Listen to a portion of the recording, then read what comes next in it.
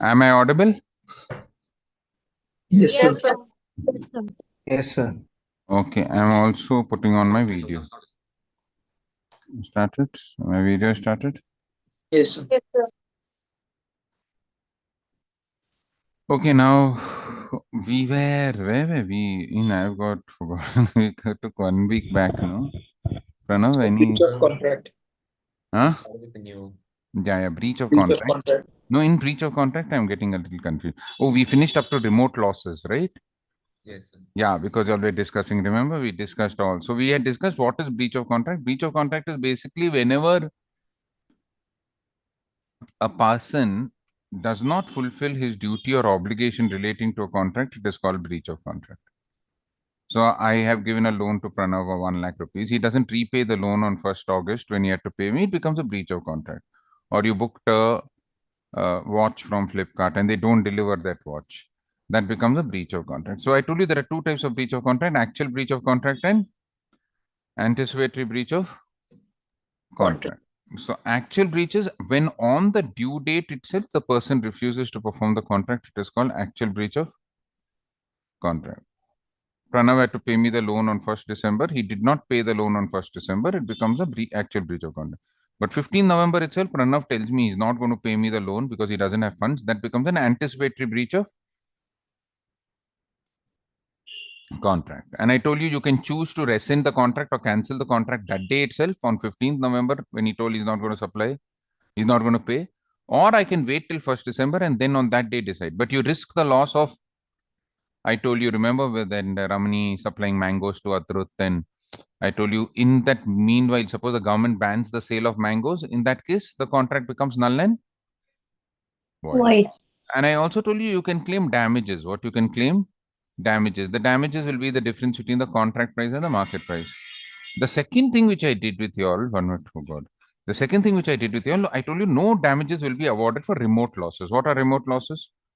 Remote losses are losses which are not directly concerned with the Breach of contract. contract, but they are indirectly. So I told a person dismissed a man from service, he can get the compensation as per the contract which is told 3 months salary, but he cannot claim 6 months salary just because I went through mental agony. I did not get another job. And we did that, we discussed that case of how Hobbs versus London Southwest Railway, where a man had to walk with his wife in a drizzling rainy night and she got influenza and he claimed not only damages for the inconvenience but also for the doctor's payment. And the court held that doctor's payment is a remote loss. What it is, a remote Loss. loss. Okay. Now just please give me 2 minutes.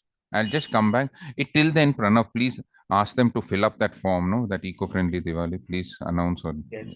all of you all please do that because that's the future of a student. Please do that. All of you all, you all have got one link, right? Correct? Okay. Yes, sir.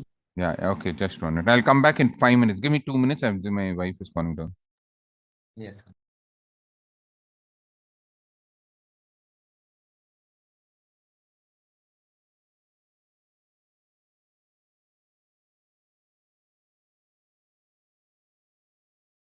Yeah, so everyone in the group, there's going to be a Google form that's going to be sent. So it's related to a project that's being done by Rajdeep sir's son. So please do fill up that form and submit it also. Yeah, thank you.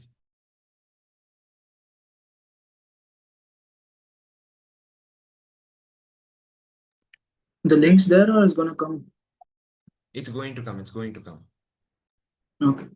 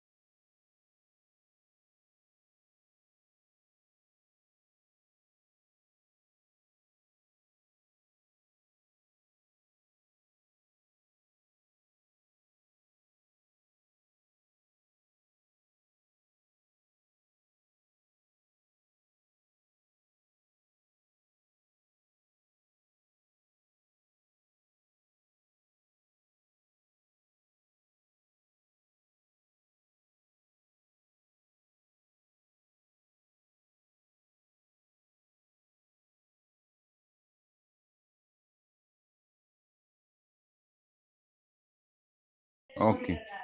Okay. Can you all hear me? Can you all hear me? Yes, Yeah. yes, Yes. Okay. sir. Okay. Okay. I put on my video also. Can you all see me? Yes. Yes, sir. Yeah. Okay. Hmm. So now we have to start off from the next topic, which was the types of remedies for breach of contract, right? Yes, sir. Yes, sir. Yeah, 1 minute, 1 minute. I'll just tell my mom to stop talking.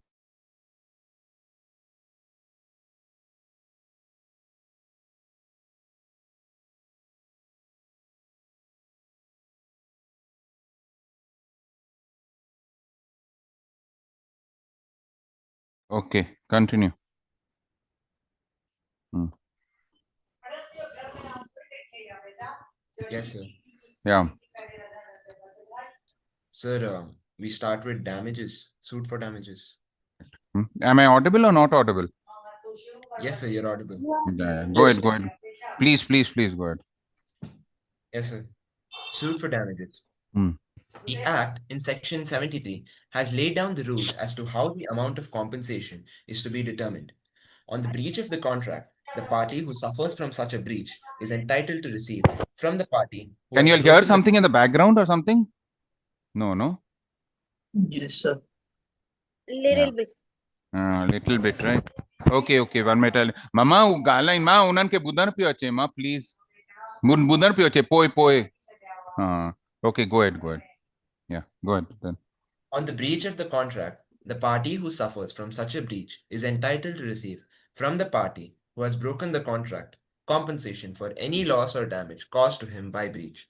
Hmm. Compensation can be claimed for any loss or damage which naturally arises in the usual course of events. Ah. A compensation can also be claimed for any loss or damage Hmm. which the party knew when they Hmm. entered into the contract as likely to result from the breach. Hmm. That is to say, special damage can be claimed only on a previous notice, but the party suffering from the breach is bound to take reasonable steps to minimize the loss. No compensation is payable for any remote or indirect loss. There are different types of damages: general or ordinary, special, vindictive or Yeah, exemplary, yeah. nominal, Hmm. damages for deterioration caused by delay, prefixed damages. Okay, let's go one by Ordinary, one. yes, sir. Hmm. Ordinary damages.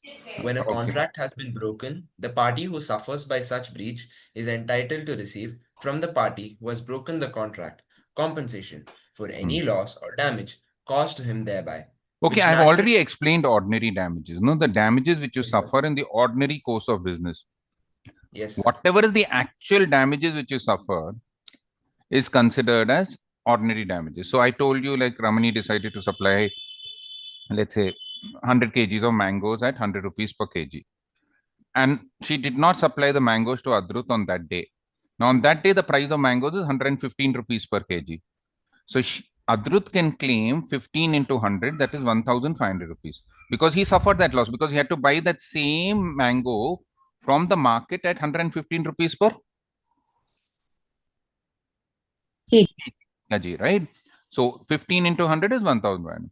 So suppose, let's say, as we take that example, okay, now let's say I book an Uber and I book a Uber and that Uber fellow tells I've booked an Uber rental and he has to come on a specific time and he doesn't come. And I have to book another Ola cab and I have to pay 700 rupees to that Ola cab because that Uber fellow didn't turn up at that particular point of time. So 700 rupees will be the ordinary.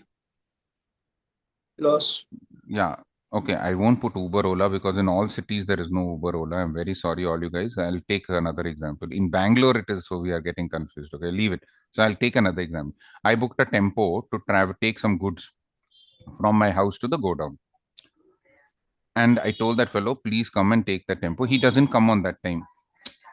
And what happened is another tempo I have to hire and I have to pay him 700 rupees extra. What I have to pay him 700 rupees? Extra. Hmm. Now 700 rupees is the ordinary loss which I suffered because the earlier tempo guy who had to take my goods did not arrive at that particular point of. Hi. Hmm. Hmm. So that is called as the Sir, ordinary damages. What it is called as? Ordinary damage. Yeah. Did you understand this? sir, Yeah. Tell me. I'm hearing. sir, actually, sir, what if due to the tempo didn't came? I didn't. I'll tell you. See, now I had to supply 50 100 kgs of apples to Pranav's house. Okay. To his go down. I had booked a tempo. I told you I'll pay you 5,500 if you take those 100 kgs of apples to Pranav. And you told, sir, I'll come directly at 9 o'clock to your house, and you don't come. And Pranav wants the apples before 10 o'clock in the morning. And I have to pay a new tempo fellow, new transport guy, 2,200 rupees. How much extra did I pay? Sir, I understood that. My question is different, sir. Yeah, then. So my question is that what if the tempo that guy didn't came? Due to that, we suffered a loss. That the customer said that no, we don't want it now. So our sales wasn't completed. Yeah, yeah. So whatever damages has to be there, that will be borne by that person, by the tempo guy. So that doesn't come under remote losses, sir. No, that there is one more loss, damages due to loss or deterioration of goods that we haven't come to as far. When we come to that, I'll do. There is one more set of damages towards the end of the damages. No, we'll do that. Okay, don't worry. Okay, sir. For transport operator, there is one more set of damages. Now we are doing only the ordinary and all that. No, there are some more damages which will come through. Okay, Yes, got sir. it? Hmm. Hmm. Next one. Hmm. Read Yes, the sir. next They've one. done. What Yes, have sir. they They've given? Any done. example? They've given a case, sir. Hadley versus Baxendale. Okay, that we'll do in special damages. So read special damages and then you read the case. Okay. Okay, sir. Then they've also okay. Hmm? Then they've Yeah. given an example, sir. Okay, read the example, then read special A damages. agrees. Yeah, we are Okay, doing sir. ordinary damages only. The damages which you suffer in the ordinary course of business. Okay. Yes, sir. Hmm. Hmm. A agrees to sell to B bags of rice at 5,000 per bag, Hmm. delivery to be given after 2 months. On date of delivery, the price of rice goes up to 5,500 per bag. A refuses to deliver the bags to B. B can claim from A 500 as ordinary damages arising directly from the breach. Oh, I already told you this, right? Yes, sir.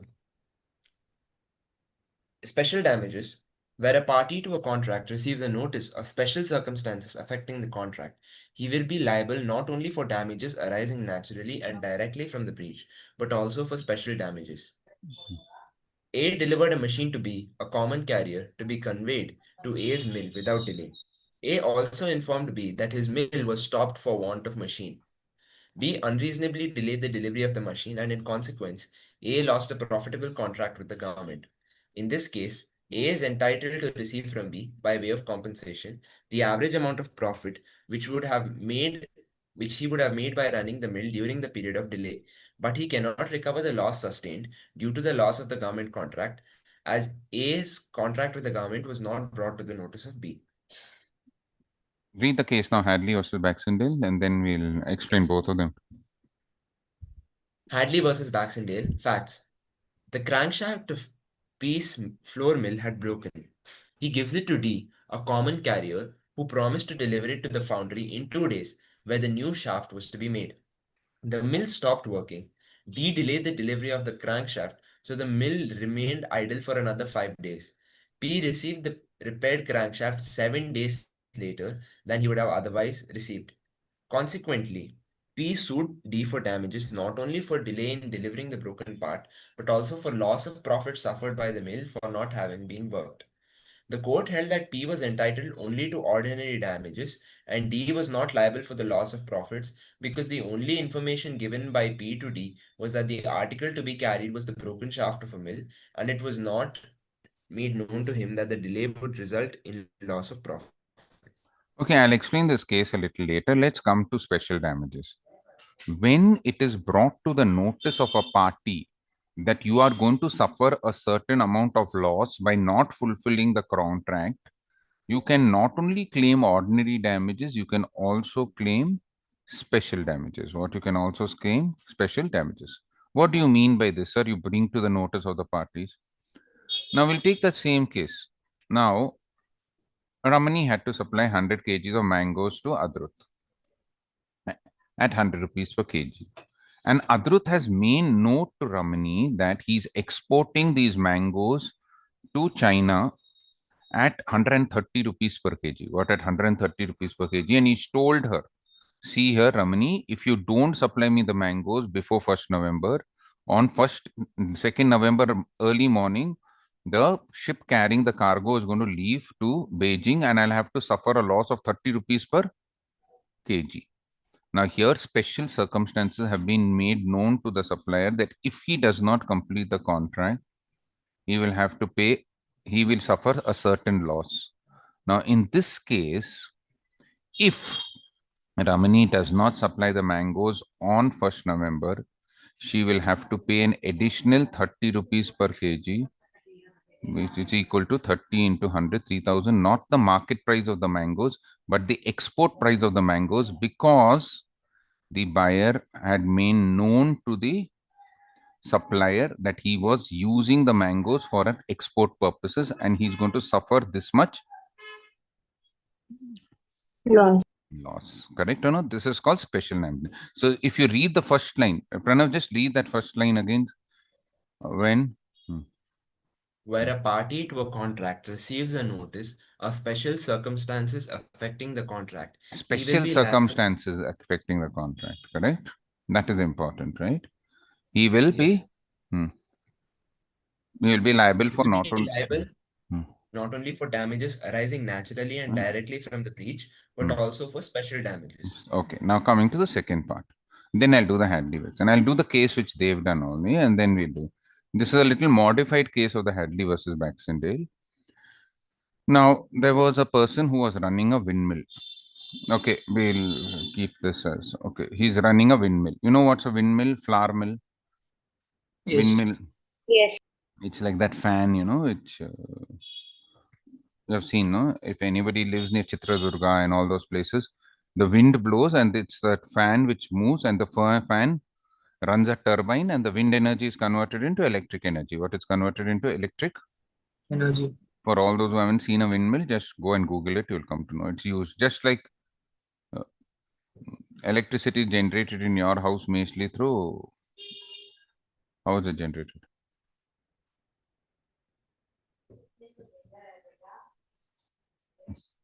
Windmill.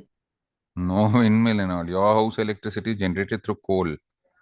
Understand? So we dig out the coal, no? The coal, they heat up the coal, and the coal heat energy is used to convert it into electrical energy. Usually they heat the coal and the heat uses water and water gets into steam. Steam turns the turbine, and usually it's most 70% of India's electricity needs is met through coal, but it's met through. Some of them is hydroelectric power. You have seen hydroelectric power, no? The water will be coming down from the water wall, full speed, correct? No? Then they'll put the turbine under that, it'll turn the turbine, it'll convert it into. But nowadays, these are renewable. Windmill is a renewable because wind will never come to an end. Coal will come to an end, right? Solar energy will never come to an end. Understood? No? Understood? Yes. So now, so this windmill was there, and this windmill was run by a flour mill. Flour mill is that person who makes atta, you know, they grind that wheat into flour. Now, there was this man, okay, we'll keep his name. Let's say Kushal was the owner of the windmill, with the flour mill. And one of his shafts of his windmill broke, you know, one of those, just like the fan has 3 shafts, no? So let's say this also had 3 shafts, 4 shafts they have. One of the shaft was broken. What one of the shaft was? Broken.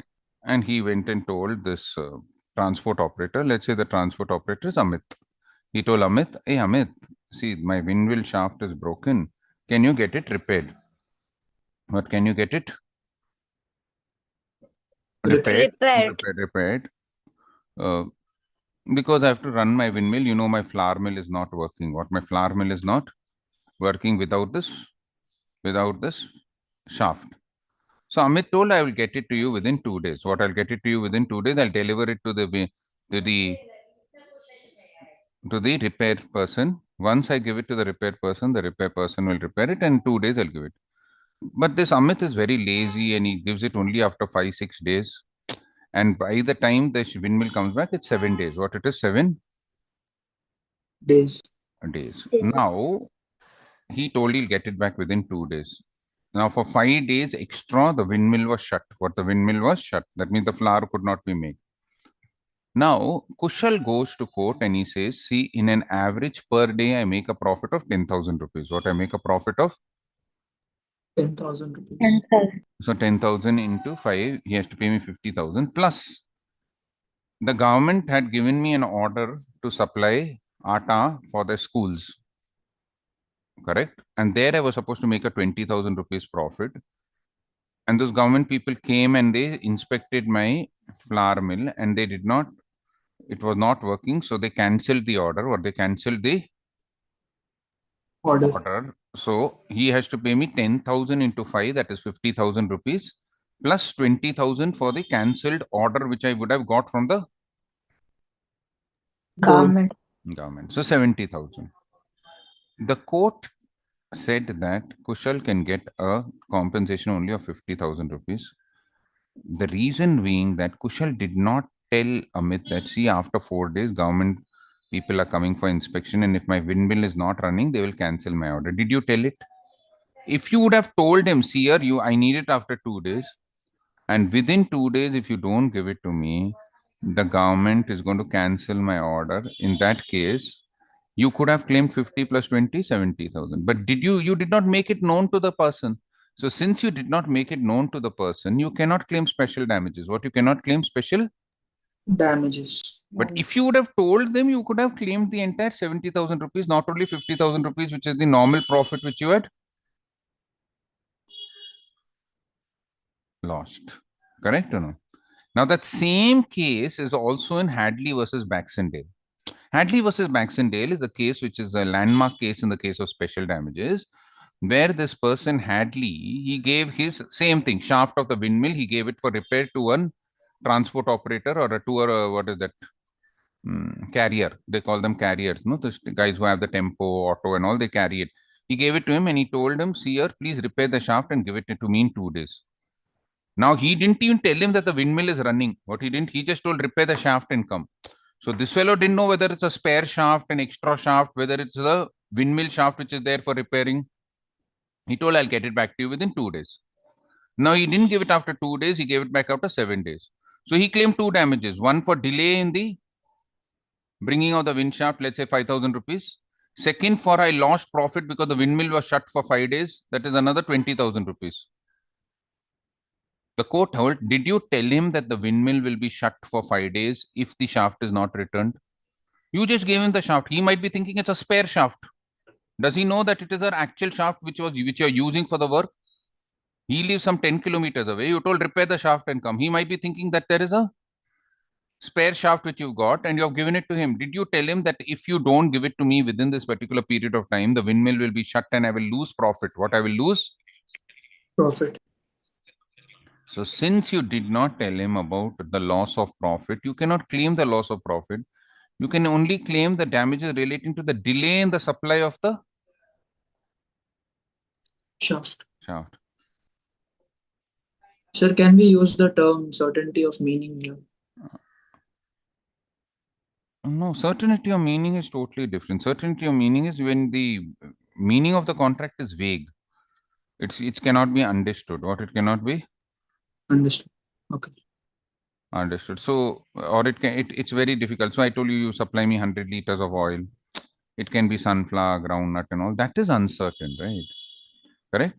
Or Yes. I will pay you 20,000 rupees if the horse is lucky. Remember, I given you those examples. This is not certainty. This is bringing to the notice of the person the. Understood? Yes, sir. So Yeah. what is crankshaft? Is it a windmill or what? Yeah. That shaft, no, which is used in the windmill is called a So they've given the crankshaft a floor mill. flour mill. Flour mill is that Yeah, that windmill. grinding. Yeah. Huh? You Flour. just, huh? Hmm. Understood? You can shaft, crankshaft. That's all. Nowadays, you type it in Google. What's the exact meaning of crankshaft and tell me. That's the shaft only of the flour mill. It's a windmill. Understand? Anything mentioned? Okay, leave it. You understood that, right? Hmm. Pranav, can you, Sana? Is Sir, she there? Sahana's not. What No, sir. happened to her? Sir, they have exams going on right now. Oh, UC two people in exams. class today. How many are there? Sir, 79. Out of 100, only 79 are there. Okay.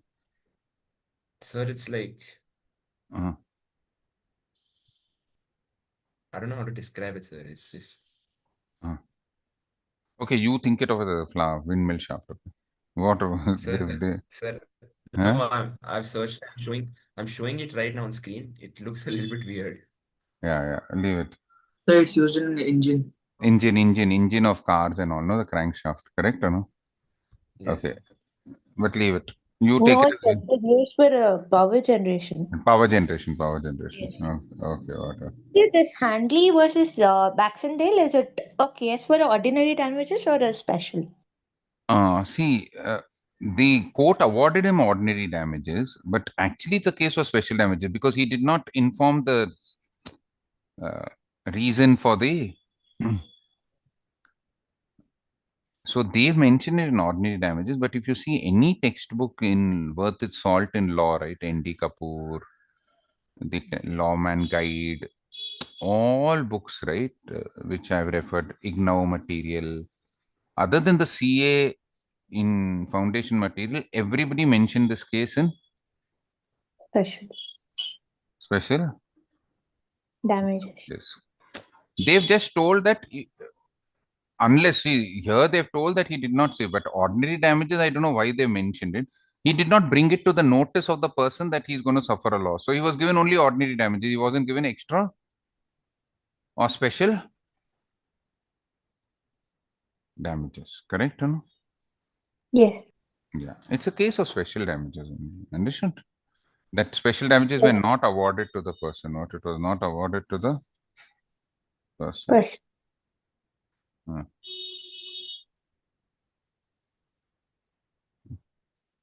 Okay. Yes, sir. Let's go to the next one. Yes, sir. Next one is vindictive or exemplary damages. These damages may be awarded only in two cases: for breach of promise to marry because it causes injury to his or her feelings, and for wrongful dishonor by a banker of his customer's check, because in this case, the injury due to wrongful dishonor to the drawer of the check is so heavy that it causes loss of credit and reputation to him. A businessman whose credit has suffered will get exemplary damages even if he has sustained no pecuniary loss. But a non-trader cannot get heavy damages in the like circumstances unless the damages are alleged and proved as special damages. Gibson versus Westminster Bank. That's also. Okay, now let's do this. What is this vindictive? Vindictive means something which is revengeful, very heavy. Exemplary means it should serve as an example to everybody else. So these are very heavy damages which are given to individuals. So when the damages are very high, which are not at all proportional to the loss which you have suffered, but it's given at a very high rate to serve as an example that other people shouldn't do it.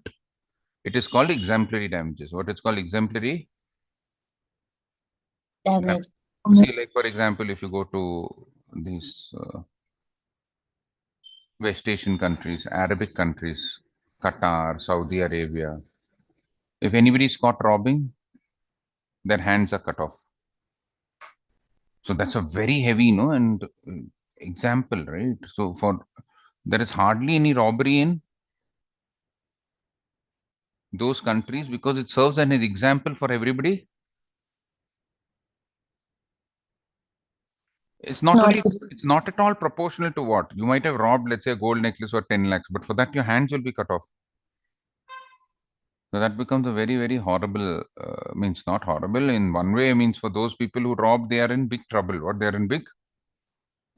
Double. So it serves an example. So these are very heavy damages. What they are very. Heavy damages. So those are called vindictive or exemplary damages. What they call vindictive or exemplary. Damages. Now let's come to the point. Now in the Indian Contract Act, vindictive or exemplary damages are given only in two circumstances, or they're given only in two circumstances. I'll do the first one is breach of promise to marry. Now you promised somebody marriage and you didn't marry that person. Now, because of that, we'll take an example. We'll take Shravan Hegde. Hi, Shravan. He's not there, huh? Yes, sir. Take anybody else's name, Shravan. Who's there in your class? Take a name now. I'm just giving an example. Please don't take it personally, all of you.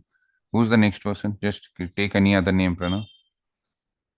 Take a girl's name. You won't marry a guy. Yes, sir. Sir Shreya, but Hi, Shreya Bhatt. Yes, sir. Now, I'm just taking an example. Don't take it personally. Now, Shravan and Shreya has promised that I'm going to marry Shravan. They made a promise, and there is a promise. It's formalized. It is not an informal agreement. It's not social. She's given in writing that I'm going to marry you on 1st November. What, on 1st November? Okay. Now, Shravan is very happy about the marriage. There is a promise to marry. On 1st November, Shravan is waiting in the marriage hall for Shreya to come. But what Shreya does? She doesn't turn up. He's waiting, 9 o'clock, 10 o'clock. But Shreya has run off somewhere else. She's taken one flight and gone off to, she's gone off to Mizoram. Correct or no? Okay. And she doesn't want to marry. Now here, Shravan is heartbroken. First of all, full loss of face. So many people would have come for the marriage. So many, and he likes her a lot. He loves her a lot. So now he becomes, why she left me? What is wrong with me? He starts crying. He'll start growing one beard. What is that called? Devdas, no? Yes, sir. He becomes full Devdas. Shravan will go. Shravan, you have beard, huh? Yes, sir. He'll grow one full beard. He will not comb his hair. And he'll hit his head on the wall. Shreya, but, correct or no? Full upset. Now, he can file a case. Court will say, Shreya, you have to give 15 lakhs rupees as damages because you promised to marry. She'll say, why 15 lakhs? Cost of marriage was only 5 lakhs. I'll pay that amount. They'll say loss of reputation, loss of face, emotional damage, emotional hurt. Poor fellow is waiting for you for 5 hours from 6 p.m. to 11 p.m. They're searching all over the city for you, but you are not come for the marriage. So you will have to pay exemplary damages. What you'll have to pay? Shreya, you're from Bangalore. Huh? I forgot from where you are. Sirsi, sir. Oh, in Shravan is from Sirsi only, no? Same class, huh? Yes, You're sir. not? Same class, huh? Classmates, huh? No, sir. You're in which college? MES. Yes. You? Sir, government college, Sirsi. Oh. Degree. MES is well-known college, no? In Sirsi, which is the best college, man? In Sirsi? Sir, MES only. MES is the best college, Shreya? Yes, sir. Good, teaching and all is very good, huh? Yes, sir. Okay. And second is, okay. There's one more good college, no? In Sirsi, I forgot the name. Which other one, man, Shreya? So many students will come from there also. Which are the other colleges in Sirsi, Shreya? You don't remember? Okay, leave it. So now this 15 lakhs which Shreya has to pay to Shravan as damages is called as exemplary damages. What are they called as? Exemplary damages or vindictive damages. This is the first case. The second case in which vindictive or exemplary damages are awarded are when a check is dishonored wrongfully. What, when a check is dishonored? Wrongfully. Now, what do you mean by check is dishonored wrongfully? Just take two other names, no, Pranav? Any two names? if you can see. Sir, Pujashri Hi, and Pujashri. Hello, sir. Pujashri and Sir Kriti. hi, Kriti. Hi, sir. Now, Pujashri Yes, sir. has bought.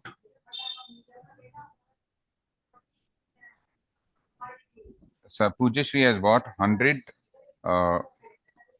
watches from. Let's say she's a watch dealer. Okay, she's bought 100 watches from Kriti. Kriti is the wholesaler of watches. Pujashri is a retailer.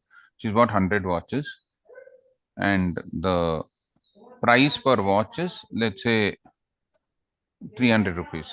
300 into 1,000, 3 lakh, 300 into 100 is around 30,000 is the cost of the watches. 300 small watches, not big watches, digital watches. 300 into 100, 30,000. Now 30,000 rupees has to be paid by Pujashri to Kriti. So she writes a check. You know what's a check? You'll learn no negotiable instruments. Pujashri, you have a bank account.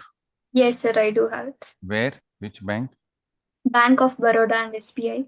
Bank of Baroda. Let's say you have a Bank of Baroda check. So you write pay Kriti rupees 30,000 only, and you sign over there. What you sign? You know the check, no? And you give it to Kriti. Now what will Kriti do? Kriti, you have a bank account. Yes, sir. Where? Sir, it's in SBI itself. SBI. So you give it to SBI. See, I've got a check of 30,000. So the SBI people will contact Bank of Baroda and they'll transfer the funds from Pujashri's account to your. So they will see whether the signature is matching everything. Now, what happened is when these SBI people sent the check to Bank of Baroda people, those Bank of Baroda by mistake, they thought actually the balance in Pujashri's account was 45,000. But they thought that this bank check is for 3 lakh rupees. It's not for 30,000. What is not for 30? 1,000. And they dishonored the check. Dishonored the check means they said, and they wrote back, they said, sorry, Kriti, the check has bounced. It's not called bounced, it's called dishonored. The check has been dishonored because of insufficient funds. What insufficient funds? And Kriti will ring up Pujashri and say, hey, what's wrong with you? You don't keep enough money in your bank account, then don't buy things from me. Now, poor Pujashri has to face a lot of embarrassment because of the check. Now she will file a case against Bank of Baroda for loss of reputation. What for loss of? Reputation. See, now Kriti will tell all her wholesale suppliers of watches. Let's say the other wholesale suppliers of watches are Pranav, they are Faiza, all of them, they don't supply to Pujashri. Yeah, she'll give the check and the check will get dishonored. And Pujashri is running a retail shop of watches. Her reputation has been damaged. What her reputation has been Damaged. So as a result of the loss of reputation or the damage in reputation, what will happen is Pujashri can claim vindictive or exemplary damages from Bank of Baroda. Court will say Bank of Baroda, you have to pay 2 lakh rupees as compensation to Pujashri because her reputation was damaged. And the interesting thing about this, the lower the denomination of the check, the higher the damages. See, suppose Pujashri had to pay 30,000, she'll get 2 lakh rupees. But suppose she had to pay only 3,000 rupees and they wrongful dishonor the check, they'll give her compensation of 5 lakhs. Why? Because if she doesn't even have 3,000 in her bank account, means what sort of beggar she is. Correct or no? Understood? There's Yes or no? a numerical relation for this. That's Like, what I told. There is no numerical relation, but the lower the amount, the higher the loss of reputation. And higher the loss of reputation, higher the damages. What higher the? damages. Okay, sir. Understood? So lower the denomination of the check, it's lower the higher the loss of reputation because suppose she had to pay 5 lakh rupees and she didn't pay it, it's okay. But now she doesn't have to pay 3 lakh rupees, 30,000 rupees. That much also she can't pay, means how is she running a shop? Okay. And secondly is for traders, they get higher damages, exemplary damages. Pecuniary losses, basically loss of money is called pecuniary. Okay. This is a loss of reputation. So suppose Pooja is not a retailer of Watches. watches. She just bought one watch from Kriti for Diwali, as the father has given a gift. So she buys a watch for 20,000 rupees on beautiful Titan, what is that, Raga collection watch, and she gives a check. And the check gets dishonored. Now she can't claim exemplary damages because she's not suffering any loss. No, anyway, what is this? She's only a customer. She's not a trader or a businesswoman whose image will be affected in the market. Yes or no? Yes, sir. Correct? Got it?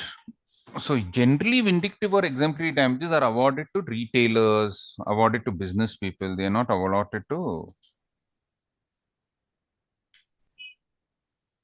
Understood? I put on the light. I'll close all the doors and windows.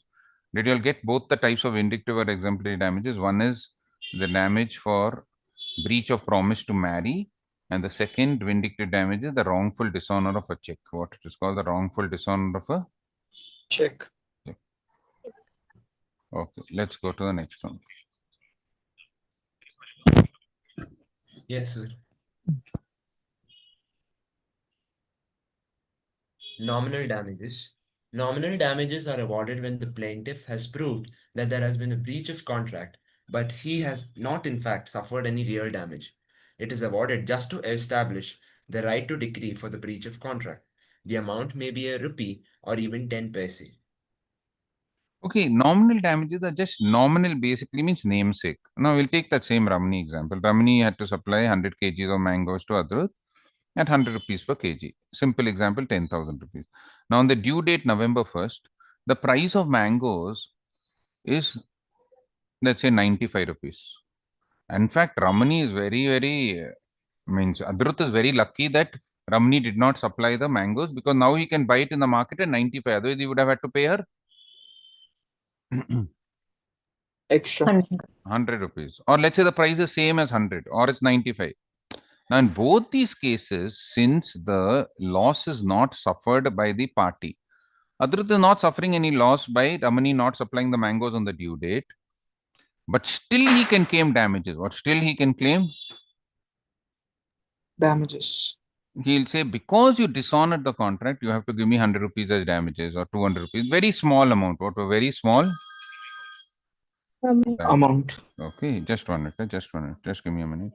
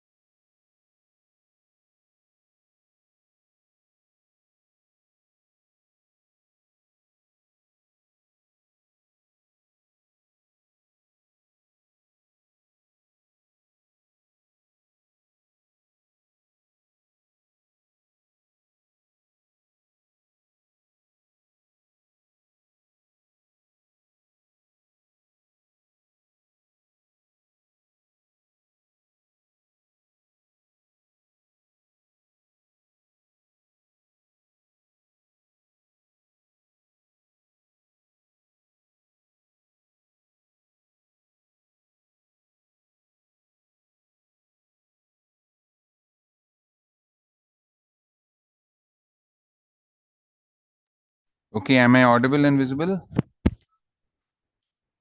Yes, sir. Yeah. So that is nothing but nominal. Hey guys, you all have not filled up those forms. Yeah, please do it. No, Amni, she sent you two links, Pranav, Subiksha. Sir, no, the links haven't been sent yet. Subiksha hasn't sent it in the group. Huh?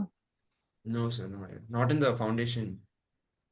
So it was a weekly test form. I thought it was that Diwali form. That's why I said yes. Sorry. Oh, she's not yet sent it. Just 1 minute, I'll call her up. Just give me a minute. 1 minute, 1 minute.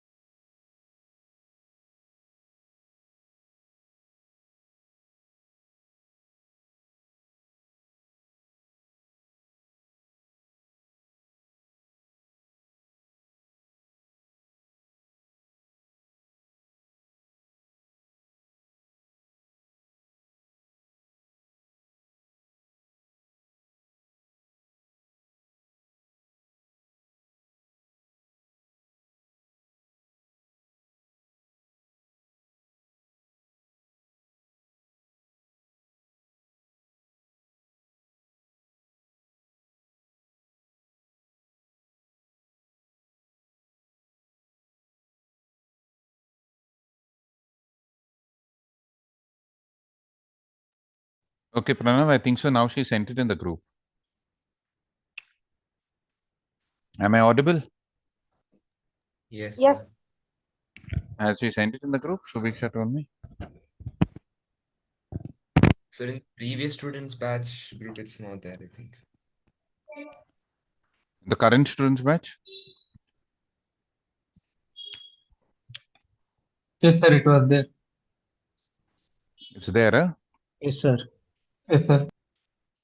Two links are there, right? One link. What, one link? Only one form is sent, huh? Or in that link only there are two forms? Two slows. Just check it up.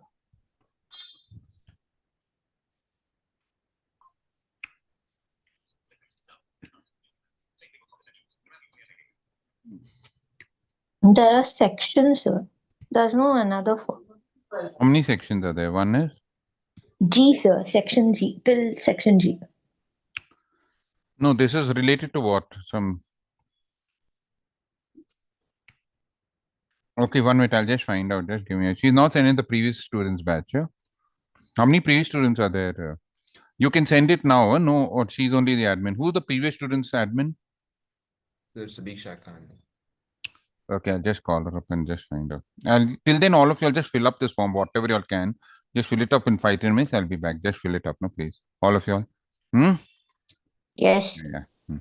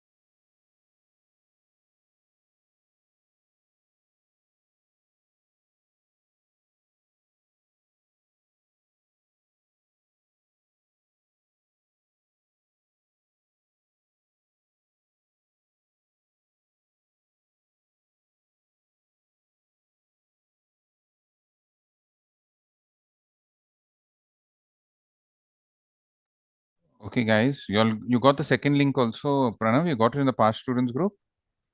Yes, sir. We got it in the past students group. How many links you got? One, huh? Yes, sir. We got one. And the other one? Sir, we're getting it, I think. Huh? Did you all get Sir, in the? Huh? I think it'll come in sometime.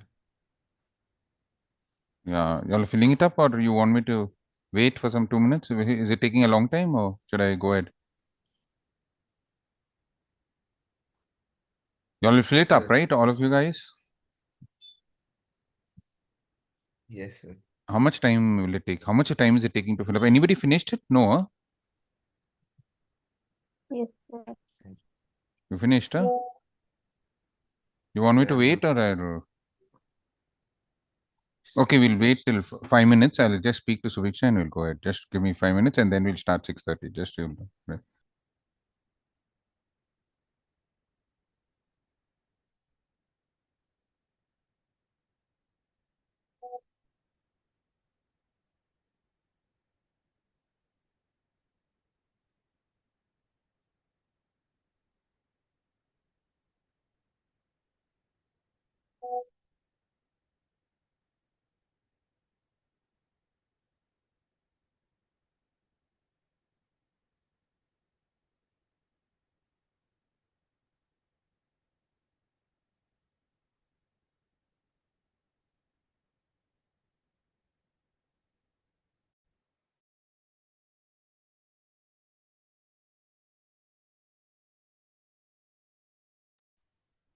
Okay, guys.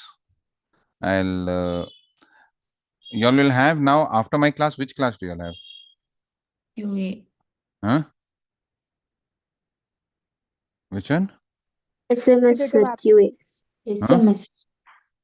SMS. Then you won't be able to fill up, no. But guys, please, there's one more link which will come now. Can you all fill up both these forms for my sake and send it by evening?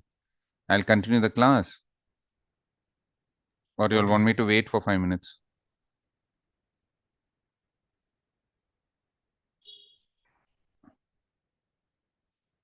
We'll fill it up, sir. You'll fill up, huh? You don't forget, okay? Pranav, when they don't fill up by night, I'll call you up and you just remind all of them to fill it up, no? Correct? You all will have a break now, no? After 7 o'clock, your next class will be 7:15, right? Yes, sir. Yeah. Can you all do it by that time?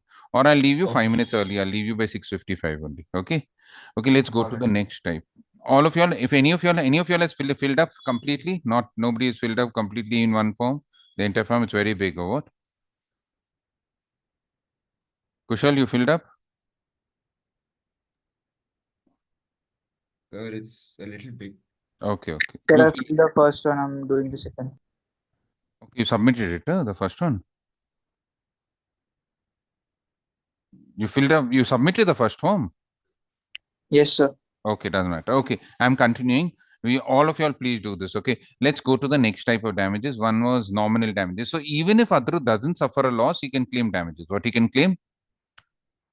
Damages. Damages. That becomes a nominal damages. What is it called? Nominal. Just go to the next one, Pranav, quickly. Yes, sir. Damages for deterioration caused by delay. In Ah, the case of deterioration caused to goods by delay, damages can be recovered from carrier even without notice. The word deterioration not only implies physical damages to the goods, but it may also mean loss of special opportunity for sale. Sometimes, parties to a contract stipulate at the time of its formation that on a breach of contract by any of them, a certain amount will be payable as damage. It may amount to either liquidated damages, that is, a reasonable estimate of the likely loss okay. in This case is of the breach. second part. Okay, you skipped something. Oh, wait, what? What are Okay, you my doing? bad. In the case of deterioration caused to goods by delay, Hmm. damages can be recovered from carrier even without notice. Oh. The word deterioration not only implies physical damage to the goods, but it may also mean loss of special opportunities for sale. That's all. Okay, now let's do this. This is another set of damages. So now we finished ordinary damages, we finished special damages, we finished vindictive or exemplary damages, we finished what are the nominal. Nominal. Now we are doing the Yes. next one. Deterioration due to loss or deterioration, damages caused due to deterioration, uh, due to delay or due to delay. Now, what happens is, suppose you're transporting goods, and because of the fault of the carrier or the transport operator, the goods get delayed in transit, or the goods get delayed in transit, and because of which the goods get spoiled. So deterioration means getting spoiled. Then the buyer of the goods can claim loss due to deterioration. What it can claim loss due to? Let's take an example. Let's take two people. Okay, we'll take. I'm not due to paucity of time. I'm going to take same names. Now Shreya Bhatt is supplying, let's say, milk. Okay, she's a milk supplier. She's got some dairy farm at her house in Sirsi, and she's supplying milk to, which is the nearest town to Sirsi, Shreya?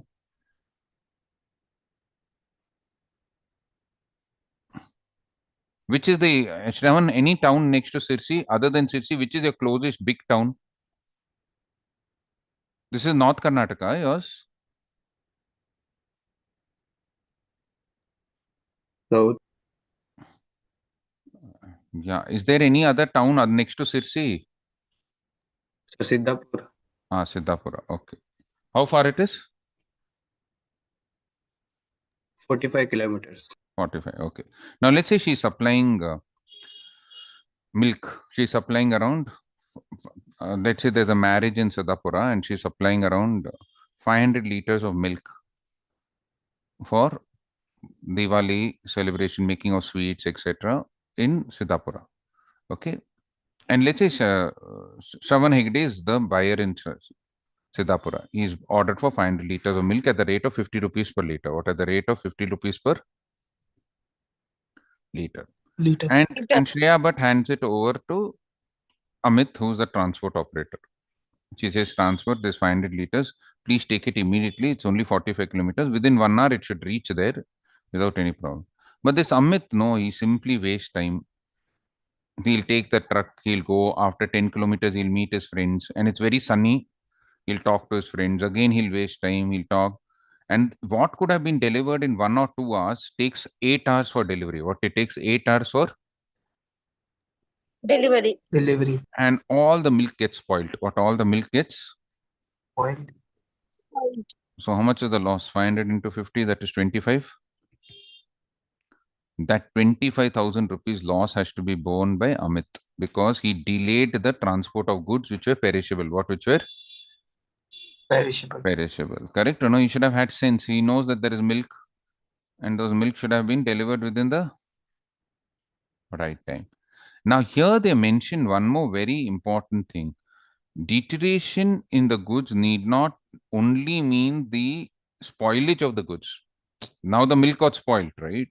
It also means the loss of opportunity to sell. What it also means the loss of opportunity to.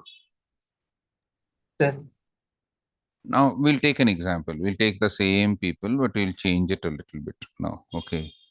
Now Shreya is a supplier of crackers. She's supplying fireworks. What she's supplying? Fireworks. You know, Diwali, they burn crackers, right? And Shravan is a buyer wholesaler in Siddhapura. What is a buyer in Siddhapura? And he's placed an order of 1 lakh rupees worth of crackers. What 1 lakh rupee worth of cracker? Now Diwali is on next Sunday or Monday. I don't know. Sunday, Monday, no, somewhere around that time, right? Yes, sir. yes, sir. Yes, Okay. sir. Now Shreya gives the delivery of the goods to Amit on Saturday. She says by Sunday it should reach Shravan. But this fellow, he wastes time, he doesn't go, he's celebrating with his family, and he delivers the goods only on Wednesday when the Diwali is over. Now, will anybody buy crackers from Shravan's shop? No. That means Shravan lost the opportunity to sell the crackers because of the delayed delivery. Amit is saying, I delivered. No, what man? Just 2 days late. No, why are you worrying? Instead of Monday, I delivered Wednesday. But nobody's going to burn. So here, Shravan can claim compensation of 1 lakh rupees from Amit due to delay in the transportation. So here you did not lose the property. The goods did not get spoiled, but somebody lost the opportunity. But somebody lost the Opportunity. Opportunity to Sell the crackers. sell the cracker. This case was which he did last time. I think so. If who's there? Who's there from the last batch? Tanushri, right? Old Tanushri are there. She's not attending classes. She's in. So many people have midterm Okay. exams, so I don't. Okay. Let me tell you this case. I just wanted the exact name. It was Wilson versus Lancashire and Yorkshire Railway Company. What is it? Wilson versus. I just wanted to clarify whether Yorkshire was there, but now I remember it's there. Wilson, Wilson versus Lancashire, Lancashire versus and Yorkshire, Yokshire, Yorkshire Railway Company. Now, in England, this Lancashire and Yorkshire are counties in England, just like we have Karnataka, Maharashtra, no states. In England, they have something called as counties. What are they called as? Counties. Okay. Now, this Wilson, he had placed an order for caps, silk caps. Now, there is a fest in England called Spring Fest. What it is called? Spring Fest, where people buy these silk caps and they go on the road and they dance and they all that, right? Now, this Wilson had placed an order for the silk caps, which had to come by, let's say, Sunday. And the Spring Fest was on Monday, Tuesday. But the silk caps, because of the delay of the railway company, arrived on Thursday. What it arrived on? First. After the Spring Fest was over. Now, Wilson couldn't sell those spring caps now. He's lost the opportunity to sell. What he's lost the opportunity to sell. Therefore, he could claim for. Therefore, they could claim for the loss due to deterioration from the transport operator. So he could claim damages from the railway company. What from the railway? Okay. Understood? Yes or no? Yes, sir. Yes, sir. Let's go to the next topic. Yes, sir. Prefixed damages. Hmm. Sometimes parties to a contract stipulate at the time of its formation that on a breach of contract by any of them, a certain amount will be payable as damage. It may amount to either liquidated damages, that is, a reasonable estimate of the likely loss in case of breach, or a penalty, an amount arbitrarily fixed as the damages payable. Section One minute. 74 provides. Okay, good. Section 74 provides that if a sum is named in a contract as the amount to be paid in case of a breach, the aggrieved party is entitled to receive from the party at fault a reasonable compensation not exceeding the amount so named. Okay, now this If is the penalty- important line. You have to memorize the line. Just read that line again.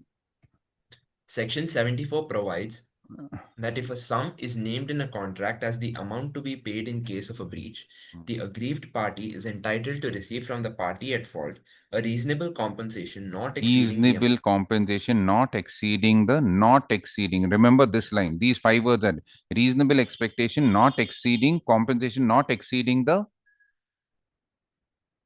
Read that line out. Not exceeding the Prana. Amount not so named. exceeding the Amount so named. Okay, learn these 5 words. I'll tell you what it means after he finishes reading. Yes, sir. If the penalty provided by the contract is 1 lakh and the actual loss of the breach is 70,000, only 70,000 shall be available as damages, that is, the amount of actual loss and not the amount stipulated. But if the loss is, say, 1,50,000, then only 1 lakh shall be recoverable. X promised Y, a priest, to pay 10,000 as charity. The priest, on X's promise, incurred certain liabilities towards the repairing of the temple to the extent of rupees 7,500. Y, the priest, can recover from X 7,500. Okay, which section is this? Section 74. Okay, now listen here. Now, and we are going to discuss a new topic which is called prefixed damages. What is it called? Prefixed. Damage. Now, what are these Damage. prefixed damages? At the time of the contract itself, both the parties enter into an agreement as to how much damages the other party has to pay. We'll keep the case of Ramani and Adrut. Ramani had to supply 100 kgs of mangoes to Adrut. at 100 rupees per kg. And in the contract itself, they made an agreement that if Ramani is not able to supply the mangoes on November 1st, damages of 15,000 rupees will have to be paid.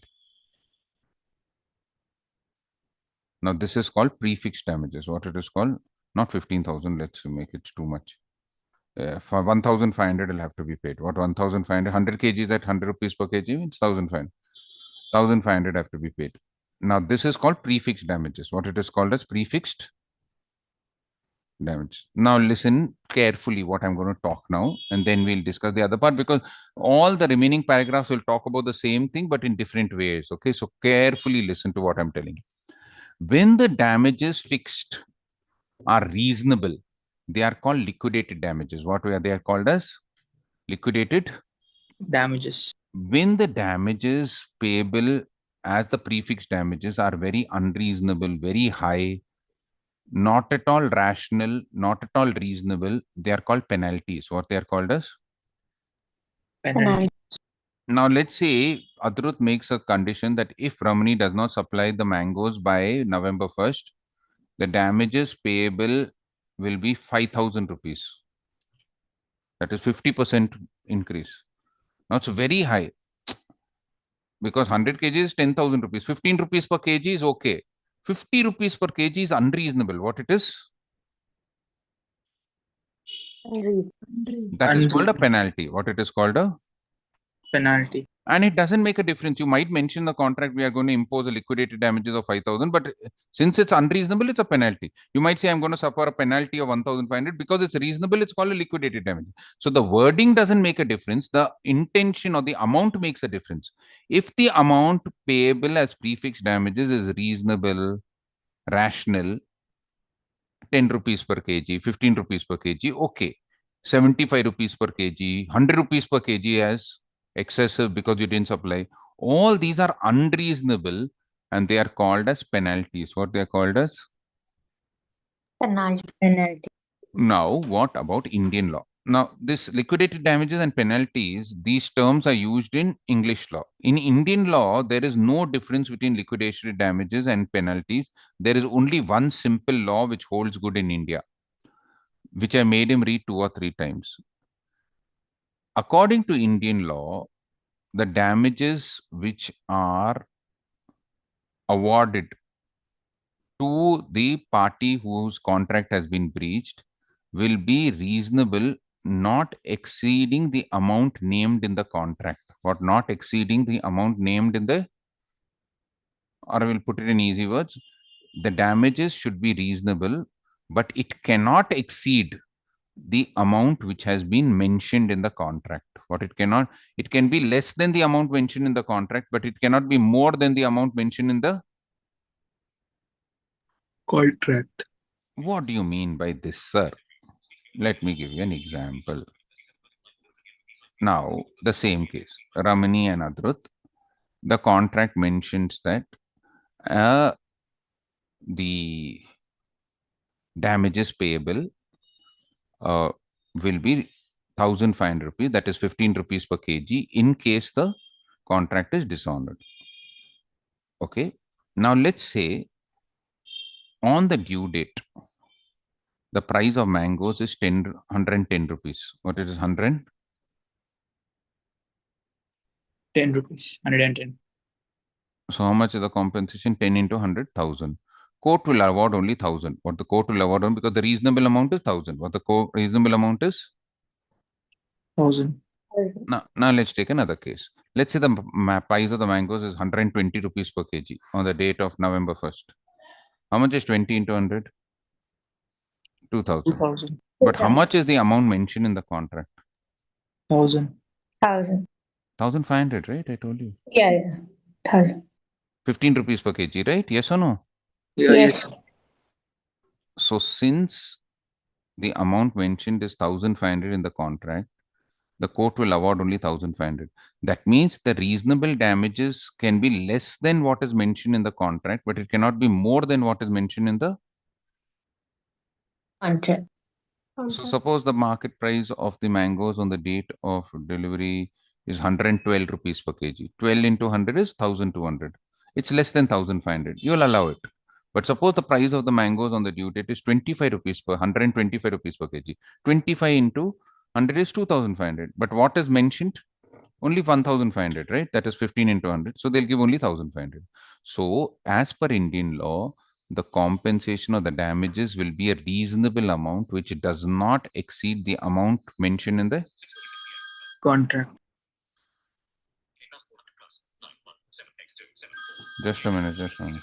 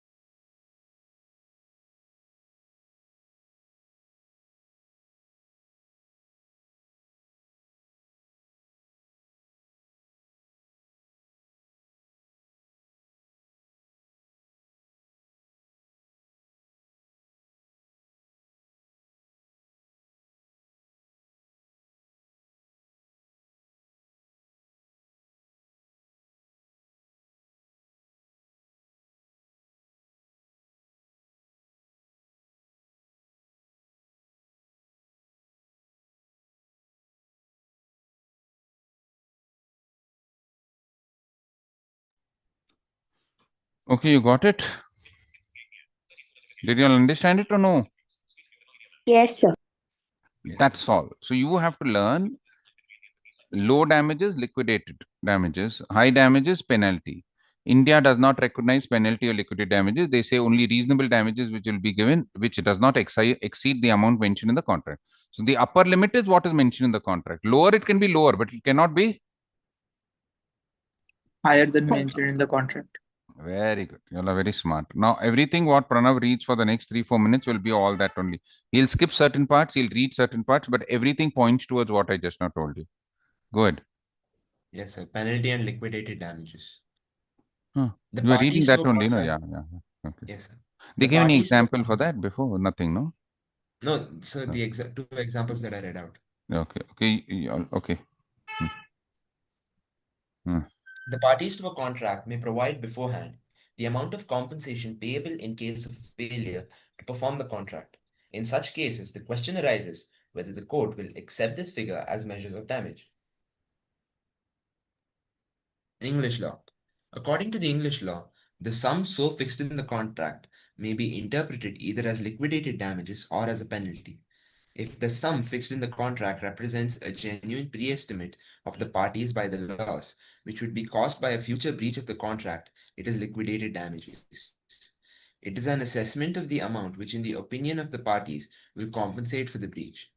Such a clause is effective and the amount is recoverable, but where the sum fixed in the contract is unreasonable and is used to force the other party to perform the contract, it is a penalty. Such a clause of disregarded and the injured party cannot recover more than the actual loss. Indian law. Indian law makes no distinction between penalty and liquidated damages. The courts in India award only a reasonable compensation not exceeding the sum so mentioned in the contract. Section Reasonable 74. amount. Section 74 of the Contract Act lays down if the parties have fixed what the damages will be, the courts will never allow more, but the court may allow less. A decree is to be passed only for reasonable compensation not exceeding the sum named by the parties. Thus, Section 74 entitles a person complaining of breach of contract to get reasonable compensation and does not entitle him to realize anything by way of penalty. Where any person gives any bond to the central or state government for the performance of any public duty or act in which the public are interested, on breach of condition of any such instrument, he shall be liable to pay the whole sum mentioned therein. Then they've given 3 examples, sir. Okay, now listen here. There is one exception to this rule. Okay, I told you it cannot be. It should be a reasonable, not exceeding the amount mentioned in the contract, right? All of you have heard that clearly. Yes. Yes, sir. But the exception is that in case any individual, business, or contractor has given a bond to the central or state government for public duty, and that contract is going to affect the public, then whatever is mentioned in the contract between the government and the business, or the government and the contract, will be awarded, even if it is unreasonable. What, even if it is? Unreasonable. So, for example, let's say there is a construction company, Kushal Construction Company. They have agreed to construct a flyover before January 1st, 2026. Now, you know flyover, no, all of y'all? Or they've agreed to construct a road in Sirsi and all, no flyover. So they've constructed a road which is connecting, a very important road which has to be constructed, which connects Sirsi and the other parts or whatever. It's a very important road. The road construction, white topping has to be done within 2 or 3 days. Means within January 1st. This Kushal Construction Company has mentioned the bond. If I don't complete the construction of the road before 1st January 2026, I will pay a compensation of 40 lakhs. What, I'll be a compensation of 40 Lakhs. now. Even though the reasonable damages will be only 15 lakhs or 20 lakhs, but since it is public duty and it's affecting the public at large, the court will say, since it was your bond, you promised to construct it and you didn't construct it, you still have to pay 40 lakhs. Whatever you mentioned in the contract, that only you have to pay. We will not give you a reasonable amount. What, will not allow you a reasonable Amount. Understood or no? Yes. Yeah. Now just see those Yes. examples, go through them very quickly. Yes, sir. From A when contract. from today the exams have started? Huh? No, sir, it started from last week. Okay. A contracts with B that if A practices as a surgeon in Kolkata, he will pay B 50,000 rupees. A practices as a surgeon in Kolkata. B is entitled to such compensation not exceeding 50,000 rupees as the court Okay. considers reasonable. Okay. Second. A borrows 10,000 from B and gives him a bond of 20,000 rupees payable by 5 yearly installments of 4,000 rupees with the stipulation that in default of payment, the whole shall become due. This is a stipulation by way of penalty. A undertakes to repay B a loan of 10,000 rupees by 5 equal monthly installments with the stipulation that in default of payment of any installment, the whole shall become due. This stipulation is not by way of penalty and the contract may be enforced according to its terms. What's the difference between the first and the second? First is yearly, second one is monthly. Monthly. So, for example, let's say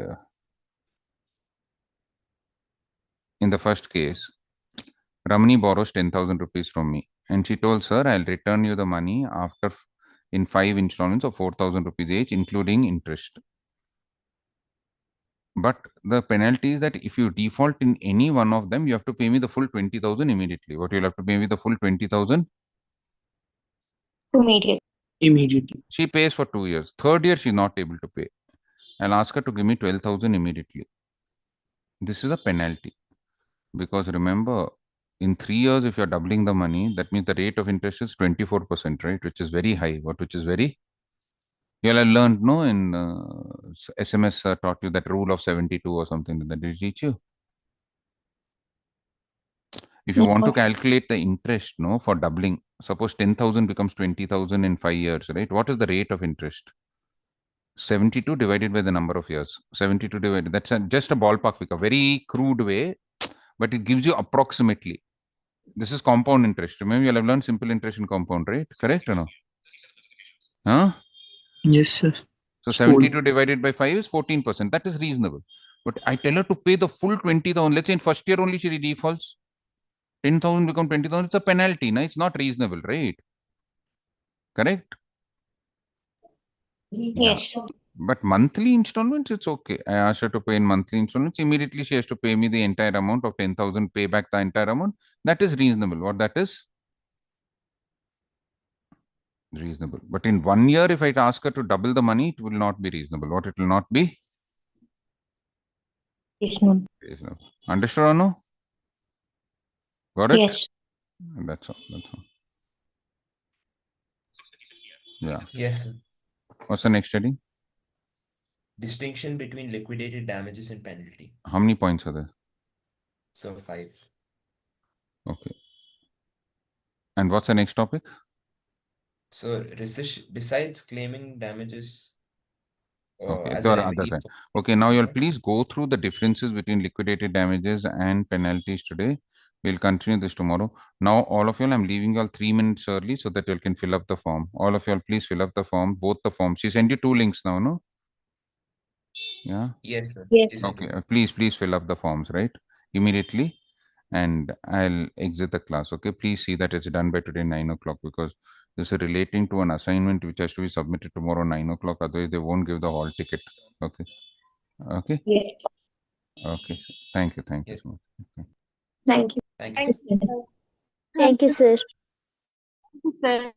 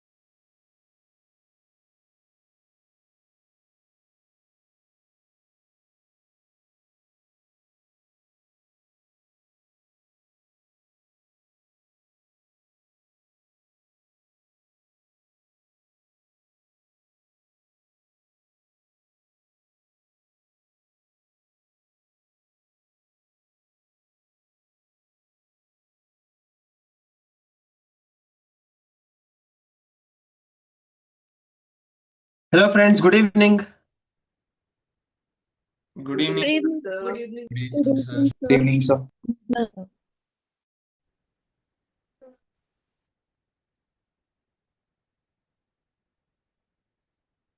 Yes, good evening.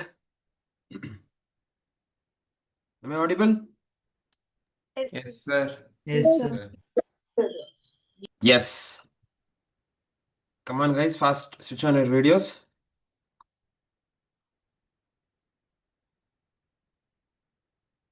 Shall we start?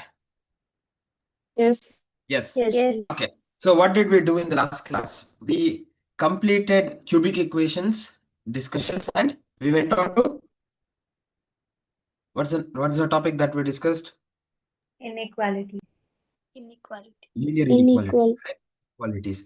So, inequalities, what did we understand? We understood that yes, it is not a statement of equality like equations, but why do we discuss inequality? Because there exists Relationship between.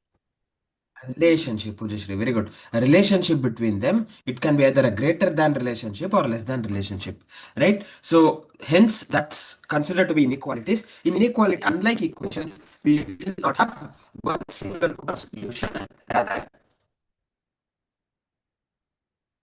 what do we have?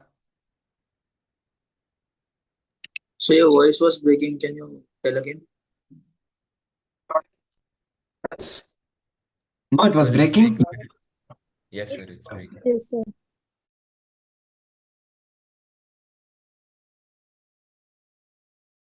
Is it better now? Yes, sir. Yes, sir. Yeah, good. So in an equation, in an inequality, unlike an equation, we don't have one single root or solution. Instead, We have solution space.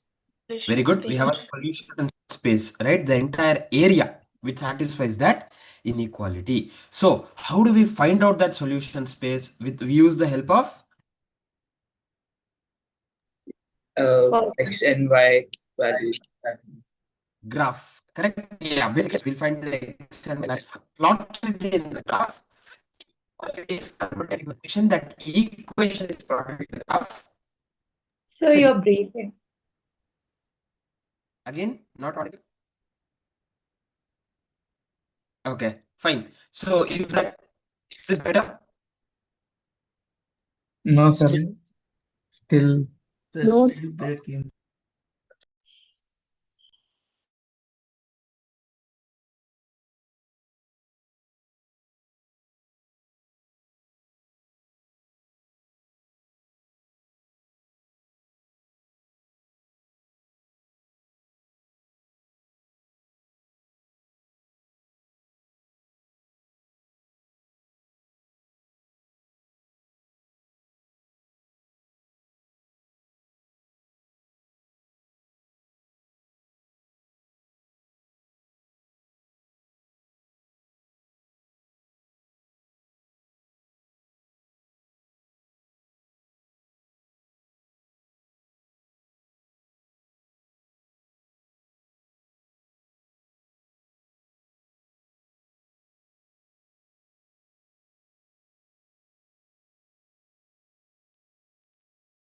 am I audible now, guys? Yes.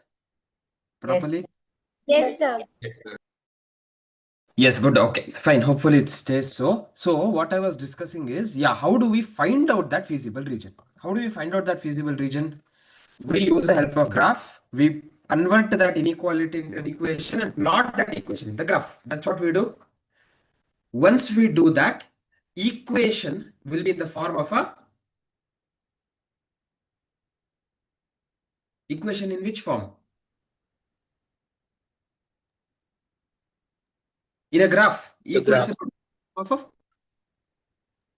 In a line. straight line, correct. In the form of a straight line. So once I get a straight line, we have two sides, right? Towards the left, towards the right. In graphical terms, towards the origin, away from the origin. So we need to understand which side of that equation satisfies the given inequality. How? By testing. Testing. It's either of the sides points you can test and identify which side of the graph outside of the line rather satisfies that inequality. That side be the feasible region. That is the solution space. However, if I have two or more inequalities together, can I find out a common solution space? Yes. Yes, possible. How? Plot all the inequalities in the form of equations in the graph. Identify that area which is satisfied by all the inequalities together. Common space. Right? We had solved one example in the last class of finding that common space. You remember? Yes, sir. Everyone, guys, am I audible properly? Yes. Yes. So this is what we did. That we had taken an example, right, on how to formulate the inequalities. We had taken a case study. We had to formulate, we had to get that inequality. Once we get inequality, how to solve, we have learned. How do we get that inequality is also a challenge that can also be an examinable topic. So we had taken an example, right? Manufacture of two products, A and B. It requires two machine M1 and M2. So have we tried getting the inequalities?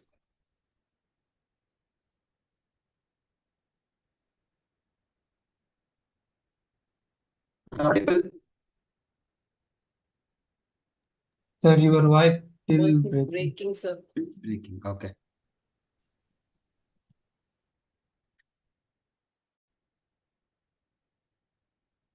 Is it fine? Yes, sir. Better? Okay. Fine. I was talking about, did we solve it? Did we get the inequalities? Did we try it?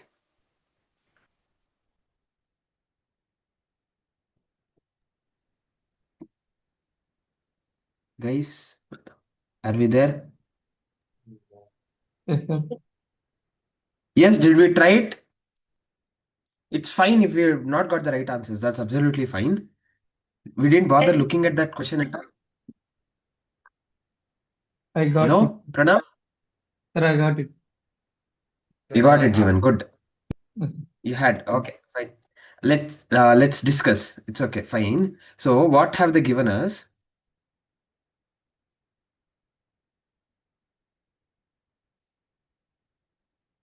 What have they given us? They have told us there are two products, A and B, as well as two machines, M1 and 2. Product A, manufacture product A, how many hours of machine 1 is required? 6 hours. 6 hours. 6 hours. Very good. 6 hours of machine 1, whereas how many hours of machine 2?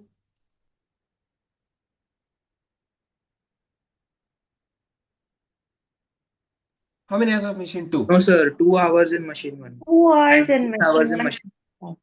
2 hours in machine 1 and how many hours in machine 2? 6 hours in 6 hours. machine. 6 hours. Okay, fine. Machine B, how many hours in machine 1? Sorry, product B. Product B, how many hours in machine 1? 6 hours. 6 Sir, hours. 6 hours, sir. How many hours in machine 2? 2 hours. 2 hours. 2 hours in machine 2. How many hours of machine 1 is available for me? 24 hours. 24 hours a day, they have given us. It works 24 throughout the hours. day. Similarly, 24 hours of machine 2. What are they asking us? They are asking us how many units of product A and product B should be produced. So that, what should be maximum? 2A plus 6B less than or equal to 24. Correct. What should be maximum here? Profit. 24. Profit should be maximum. So that is the ultimate objective, to maximize the profit. What is the number of units of product A, number of units of product B to be produced? That is what we are supposed to calculate. So what I'll do is I'll consider the number of units of product A as X that we produce, number of units of product B as Y. Now look at the machine 1, we have 24 hours. To produce 1 hour, Swati, we require one unit of X, we require 2 hours. Of Y, we require 6 hours. So can I tell 2 hours into X number of units of A plus 6 hours Y number of units of B cannot exceed 24 hours. We cannot have more than 24 hours. Yes. This is the total number of hours of machine 1 required for product A, number of hours of machine 1 required rather for product B. So both put together, A and B production put together in machine 1 cannot be more than 24 hours. Correct? Yes, same way. Can I get an inequality for machine 2? Yes, sir. Yes, sir. 6x plus 2y greater than less than equal to 24. Perfect. We require 6 hours of machine 2 for product A, so 6 into x, 2 hours for product B, 2 into y. Again, this not exceed 4. Everyone following? Yes, sir. Yes, sir. Yes. Now, what are we talking about? What are x and y? Number of Units. units A and Number of Number of units of A and number of units of B respectively. So, can x and y be negative? no. No, sir. No, we cannot produce negative number of products. Just two products. So, x should be greater or equal Your to. voice is breaking a Your lot. voice- Voice Sir, breaking. your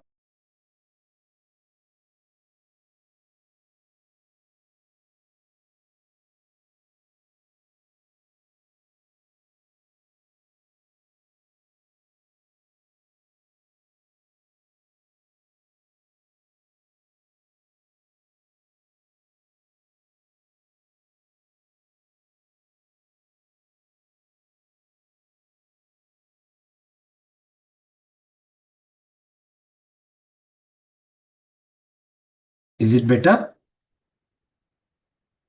Yes. Yes. Okay. X should be greater than or equal to 0. Y should be greater than or equal to 0. Why? Why this non-negative condition? Units can't be negative. Perfect. The number of units produced cannot be negative. So these are the two inequalities. These are the two constraints with a non-negative constraint. Understood? Yes. Yes, Yes. sir. Those who have not written this, you can complete this. This is one part of the concept.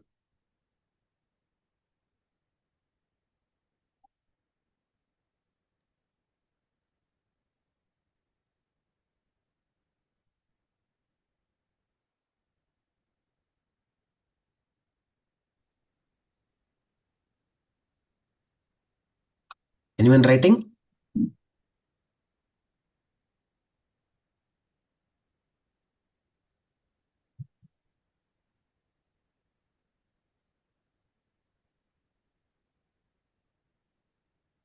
No? Completed? Yes, sir. Yes. Okay. So, did you understand if a given scenario, how convert that scenario to inequalities?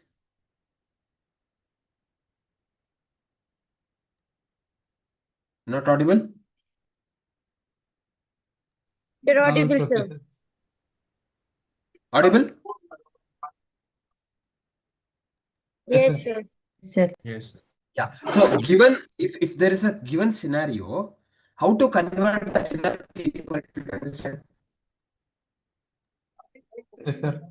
Yes, sir. Yes. Okay. Now, if we have inequalities, how to find out the solution space? Did we understand? Yes, sir. Previous examples that we have done. So using that understanding, can we find out solution space of this? The competition. Right? Yes, sir. Yes.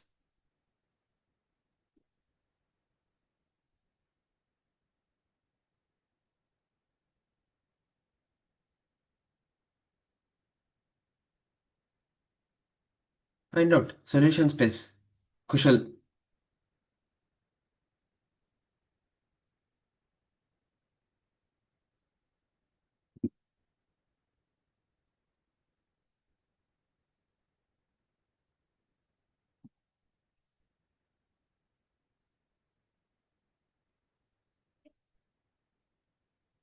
Correct, Jim.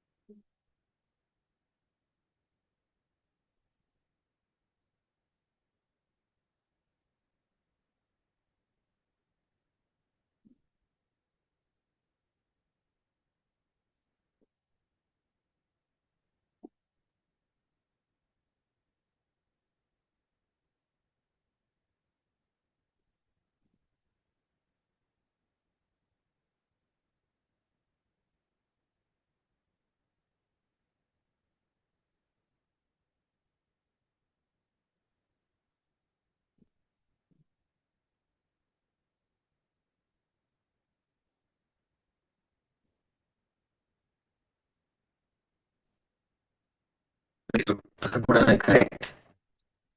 Vikram, correct. Yes, sir.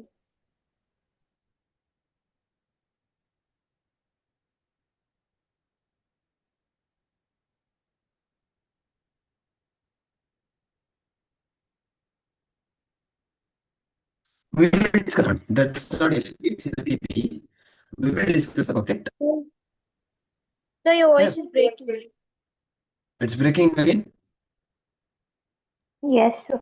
Fine then. Meanwhile, if others you can solve it. Just come back.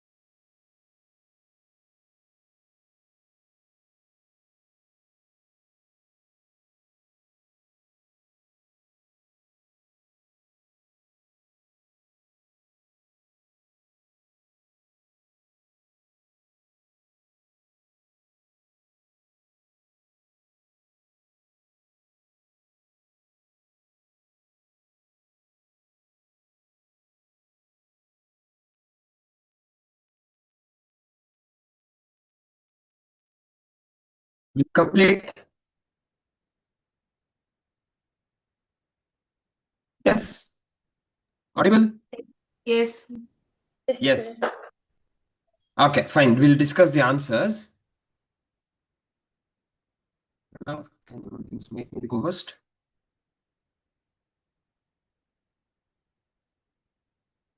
Pranav?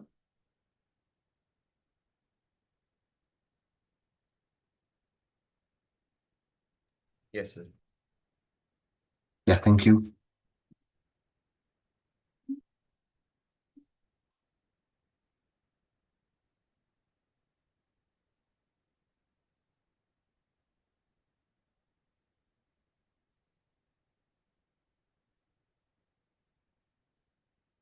Yes, very good. Ramesh,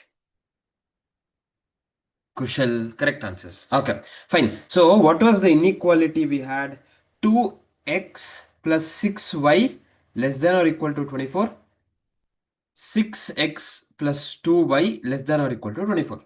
And x comma y obviously greater than or equal to 0. So, whenever we have the inequalities, yes, Manvit, correct. We'll take individually. So, I'll take 2x plus 6y is equal to 24 an equation. In that case, if x is equal to 0, what is y? 4. 4. 24 by 6 is 4. If y equals 0, x is 12. 12. 12. 12. Very good. 24 by 2. Similarly, 6x plus 2y equals 24.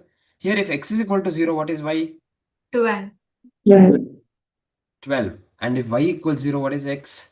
4. 4. 4. Correct. We bring this in the graph.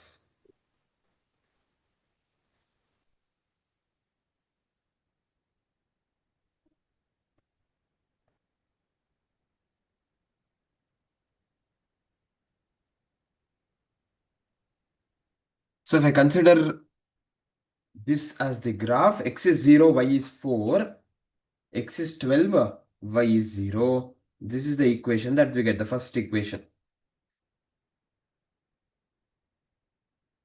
This is 2x plus 6y equals 24.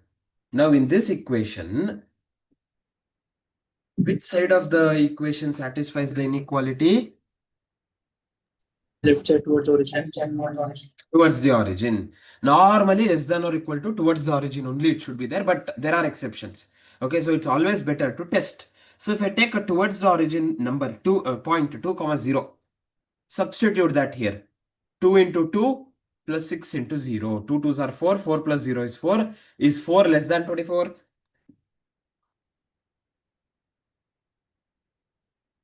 Is 4 less than 24? Yes. Therefore, this side that is towards the origin is the solution space.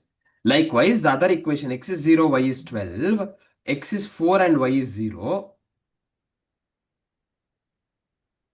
So this is 6x plus 2y equals 24. For this equation, which side? Towards the origin. Towards origin. What's the origin again? Because again it is the same 2 comma 0 here. 6 into 2 plus 2 into 0. 6 into 2 is 12. 12 plus 0 is 12. Is 12 less than 24? Yes, sir. Yes, 12 is less than 24. Therefore, that has to be the solution space. That is towards this region. Now, I don't want individually. I want a common region. So, will this obviously we all are clear that this side is not a feasible region. This side, No, sir. it's definitely not a feasible region. So it has to be towards the origin. So towards this, will this be a feasible region? No, sir. No. No, Yes. because for the second equation, it is not. It's not a solution space. It doesn't satisfy. Okay, will this be a solution space? No, sir. No, sir. No, sir. No, again, because for the first equation, that is not a solution space. Whereas the third one, this closed figure, satisfies both. Hence, that is the common region. Okay, here, is it bounded or unbounded? Bounded. Bounded. Bounded, sir. solution space has a boundary. It's a bounded region. Is this clear? Yes. So we did, for the same example, we did two things. One, we formulated the inequalities. Once we formulated inequalities, we found the common region. Am I audible? Yes, sir. Yes, sir. Perfect. Till here, can we complete? Those who are writing. Anyone writing? Yes, Yes, sir. Yeah, Yes, sir. complete. Yes. Sir, it's bounded because units come in negative, right? Huh. That is one of the reason why it is bounded. You're right. Because it cannot go beyond this line. Correct? Yeah, good.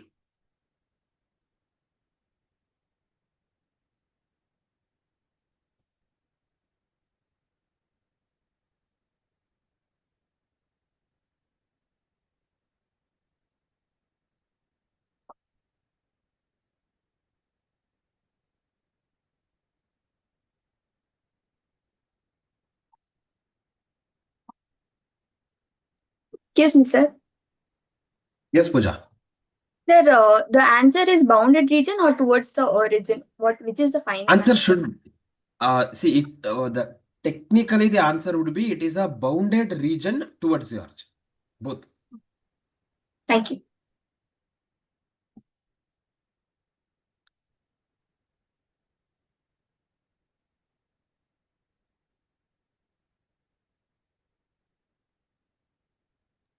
Sir, can you please tell how 2 comma 0 satisfies the equation? Like, what is 2 comma 0? How Inequality. did it come?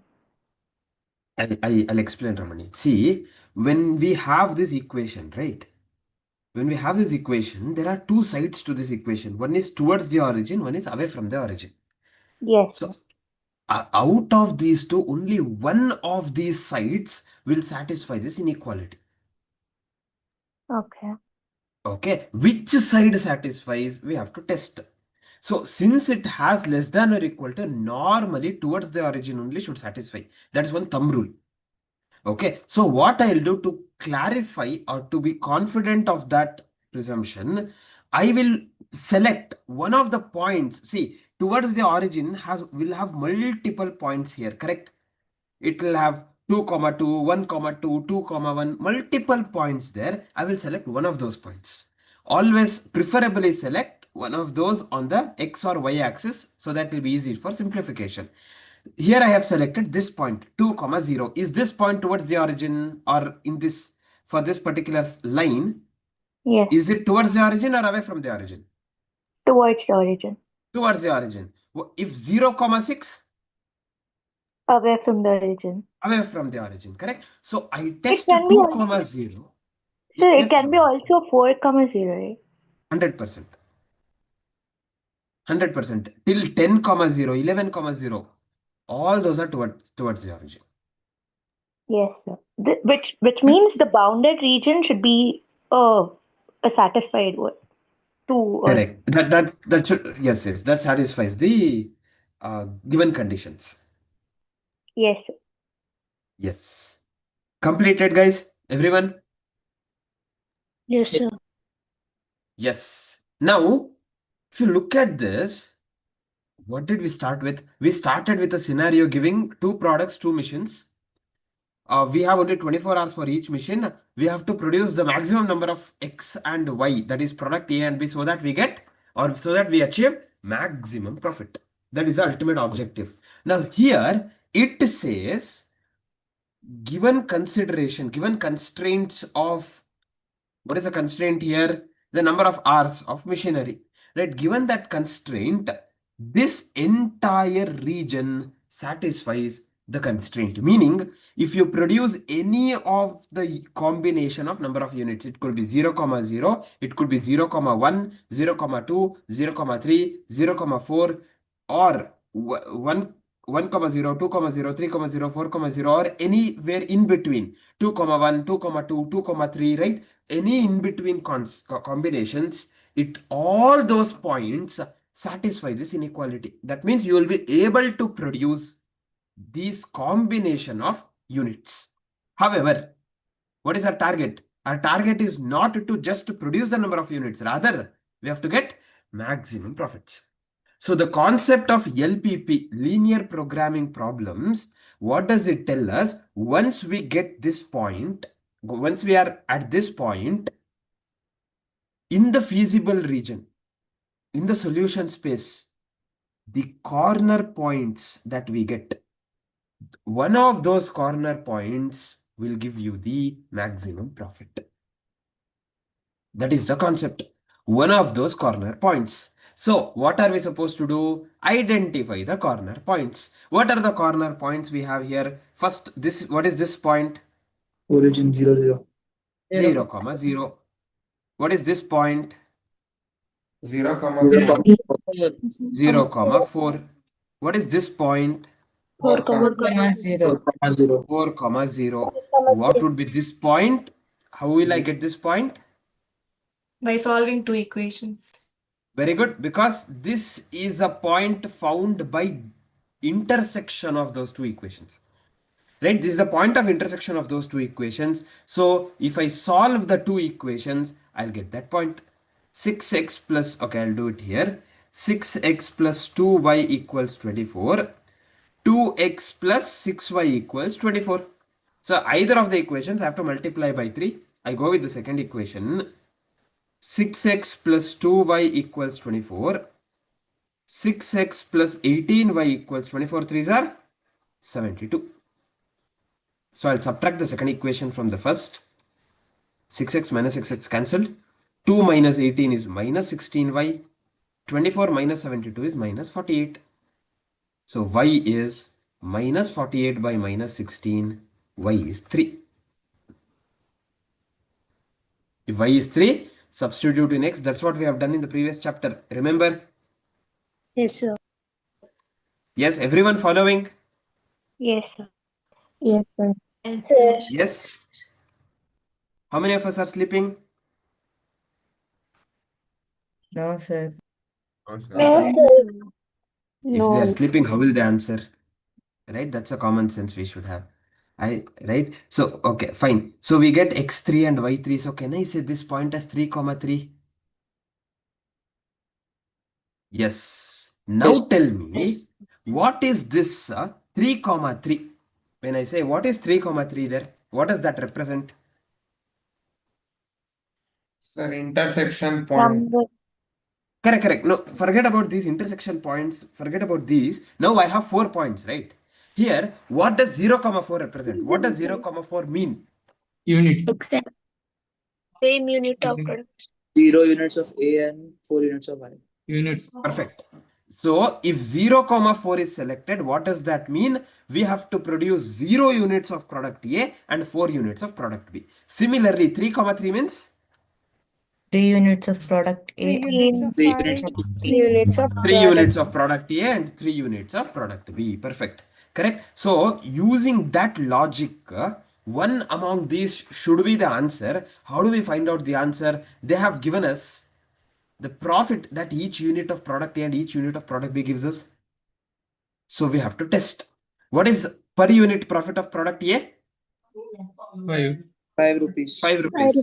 Product B? 2 rupees. 2 rupees. 2 rupees. Perfect. So if I go with 0, 0, what is the profit that I make? 0. 0. 0. Yes.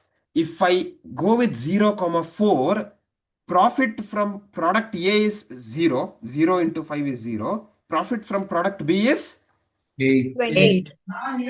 4 units, 2 rupees per unit. Perfect. If I go with 4, 0, profit from product A is 20. 20. and profit from product B is 0. 0. 0. So 20 rupees here, 8 rupees here. If I go with 3, 3, profit from product A is 15. 15. Profit from product B is 6. 6. sorry, 3 into 2, right? 3 into 2, correct. You're right. 3 into 2 is 6. So what is the total profit here? 21. 21. So among these, which is the maximum profit? 3, 3. 3, 3. 21 rupees. So 3 comma 3 is the ideal production that we should do, meaning 3 units of product A, 3 units of product B. So if I go with 3 units of product A, how many hours of machine A is required? Machine 20. 1 rather. Machine 1, 2 hours, right? For Yes. product A? Yeah. Yes. So 2 into 3, 6 hours. Correct? How many hours of machine B, machine 2? 6 hours. 6 hours. So 6 into 3, 18 hours of machine 2. Whereas if I go with, if I produce 3 units of product B, 1 unit requires 6 hours, 6 threes are 18 hours of machine 1. Product B requires 2 hours of machine 2, 2 into 3, 6 hours. So thereby I'm using 24 hours each of machine 1 and machine 2 and producing 3 units of A, 3 units of B and making a profit of 21 rupees. That's the maximum profit. So given a scenario, see at the start, what did we have? Machine A requires so many number of hours, machine B requires so many number of hours. Machine A gives product A gives me so many number of amount of profit. Product B gives me so and so amount of profit. Find the number of units to produce the to get the maximum profit. So given scenario, convert it into inequalities, find the common region in that the what do you say, the coordinates of the corner of the common region, test it with the objective function, that whichever gives us the maximum profit or minimum cost as the case may be, that is the solution. The entire process that we discussed now, that is linear programming problems. Okay, yes, Ananya. What if the common region is not bounded? That's a good point. What if the common region is not bounded? See, even if it is not bounded, let's say here the common region was this. Okay, this is unbounded region. Even in this case, we have corner points, right? No doubt we will not get the other corner point. It's okay. Test these 3 corner points. Yes. Fine. Ramani, understood? Yes, sir. I have a doubt. Like, by solving 6x plus 2y is equal to 24, you multiplied by 3. It is just to solve the equation or what? Something. Yes, it is solving the equation. See, elimination method. See, Yes, I sir. Yes. want the value of x and y which satisfies both the equations. For that, I have to eliminate one of the variables. For that, I have multiplied. Yes, sir. Got it. Thank you. Yes. Yeah. Anyone writing this, testing it with the profit function and finding out if you can, if you're writing it complete, I'll just give you a few points on the concept of LPP and then we can go with further more problems. That's all. Okay. All the concepts, whatever we had to learn in this chapter is done. That's all. A very small chapter. We'll solve some more problems better. Anyone writing this? Yes, sir. Yeah, complete.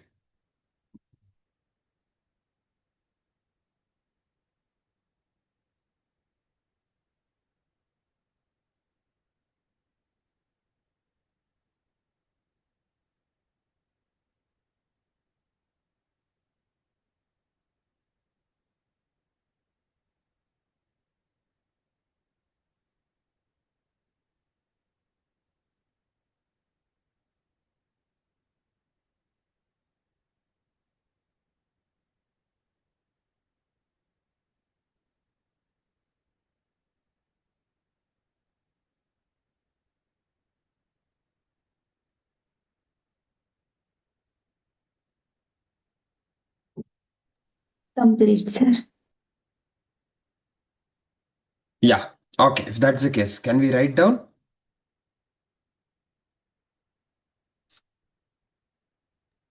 Yes, sir. Yes. Write down steps to be followed, or you want a brief about LPP, you can write linear programming problems. May not be required from examination perspective, but for our understanding, LPP, linear programming problems.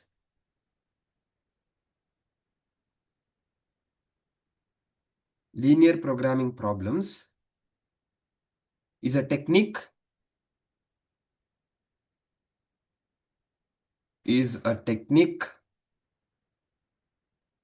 of getting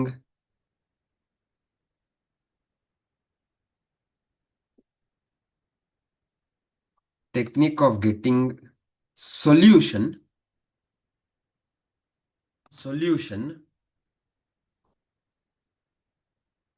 to a real life scenario,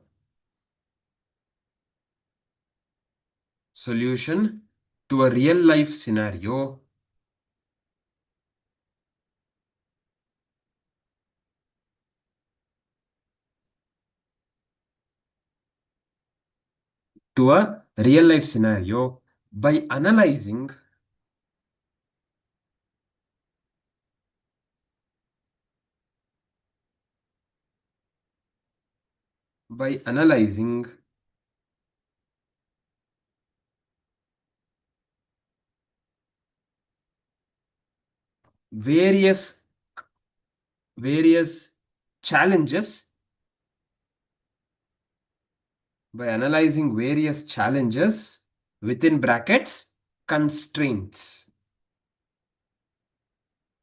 By analyzing various challenges within brackets constraints,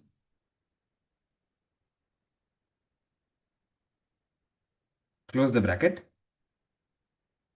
challenges, constraints,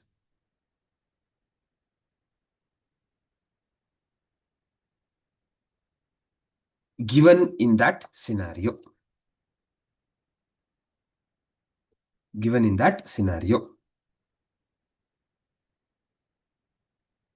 Below that,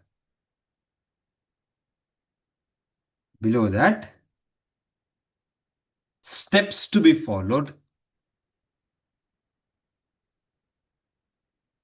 Steps to be followed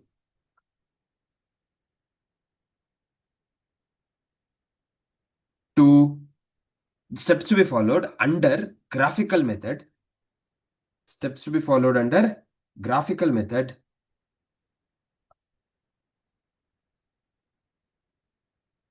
To get solution under LPP.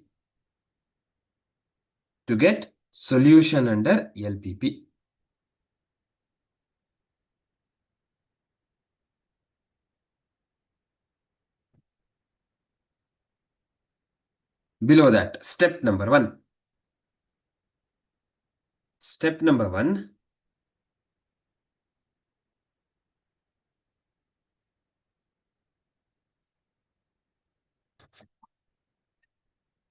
Formulate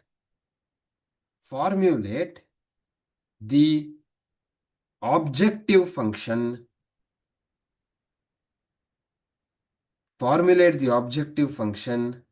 And the constraints.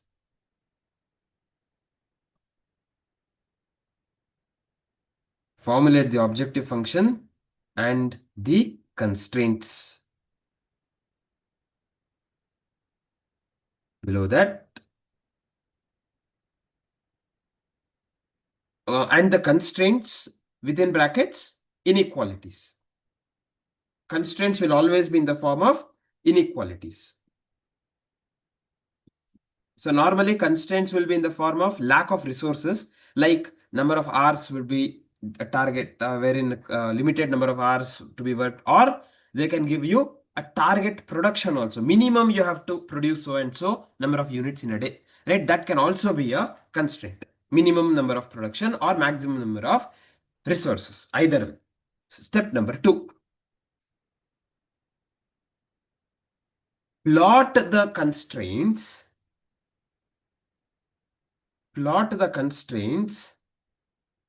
on the graph.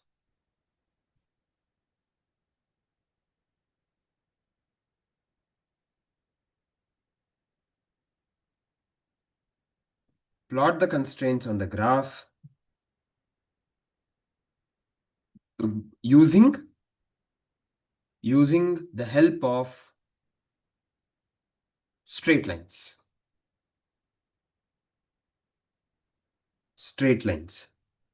Step number 3.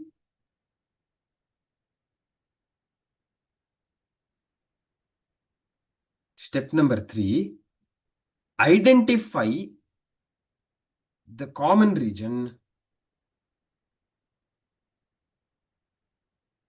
Identify the common region and the coordinates of the common points. And the coordinates of the common points.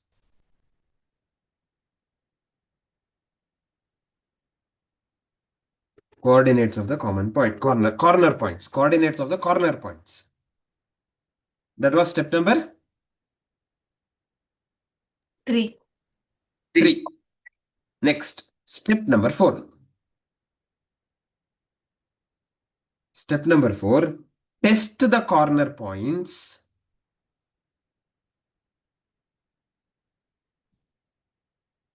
Test the corner points.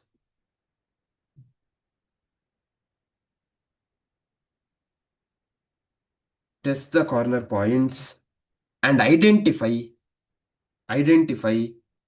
which gives the maximum profit. And identify which gives the maximum profit.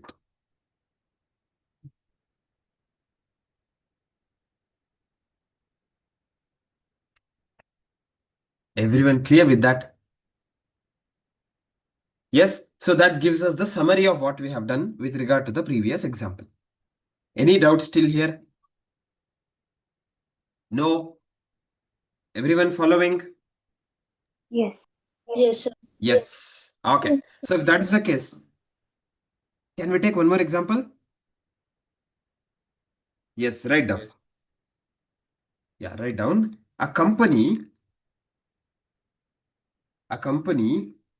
produces two products. A company produces two products, A and B.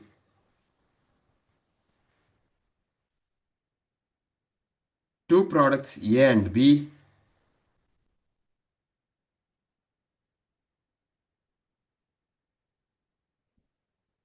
Each of which requires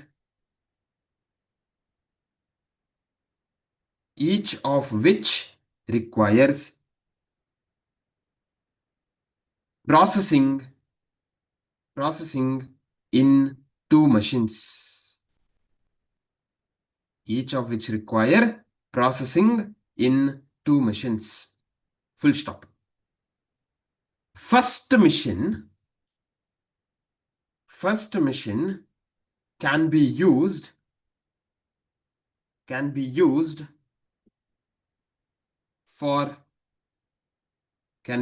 for at most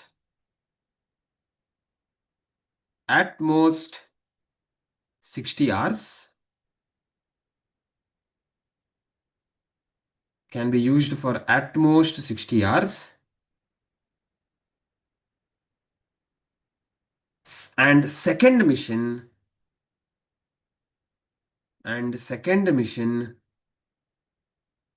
for at most 40 hours. Second mission for at the most 40 hours. Full stop. Below that, product A requires 2 hours on machine 1, 2 hours on machine 1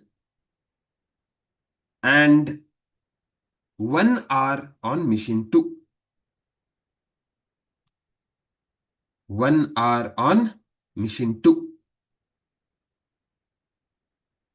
Whereas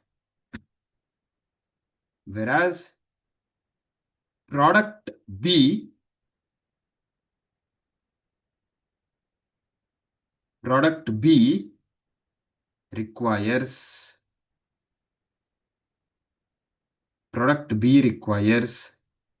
1 hour on machine 1 1 hour on machine 1 and 2 hours on machine 2. 2 hours on machine 2. Full stop. Express the above situation. Express the above situation using linear inequalities. Understand the requirement here.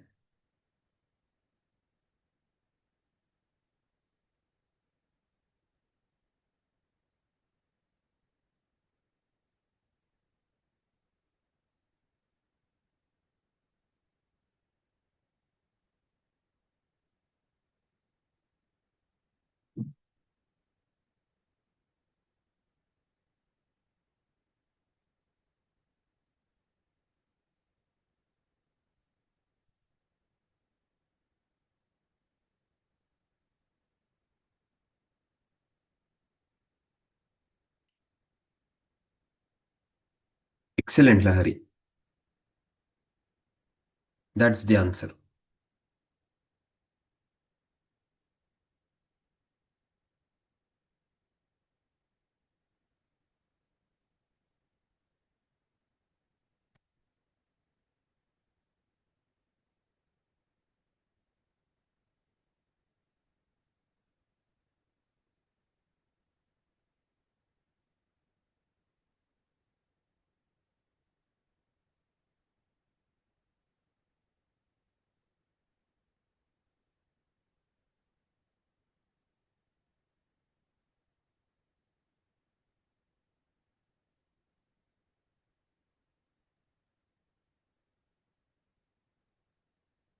Others, what's happening?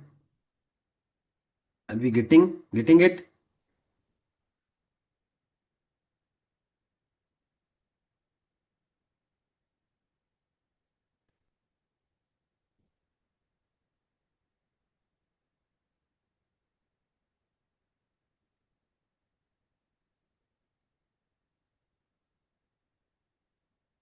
Very good.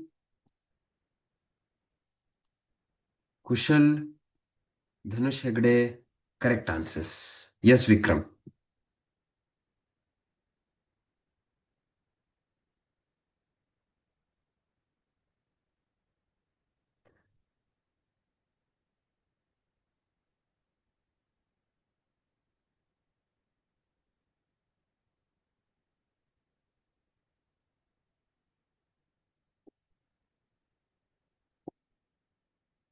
Yes, Ramani, correct. Ashika, correct.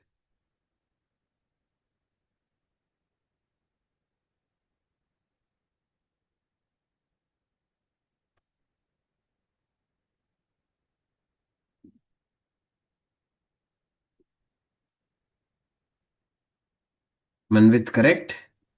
Annapurna Naik, correct. Bhargavi Udupa, correct. Swati MC, that one of the inequalities. One is correct. You have to do one more. Yes, Swati, good. Okay, fine. We'll discuss this.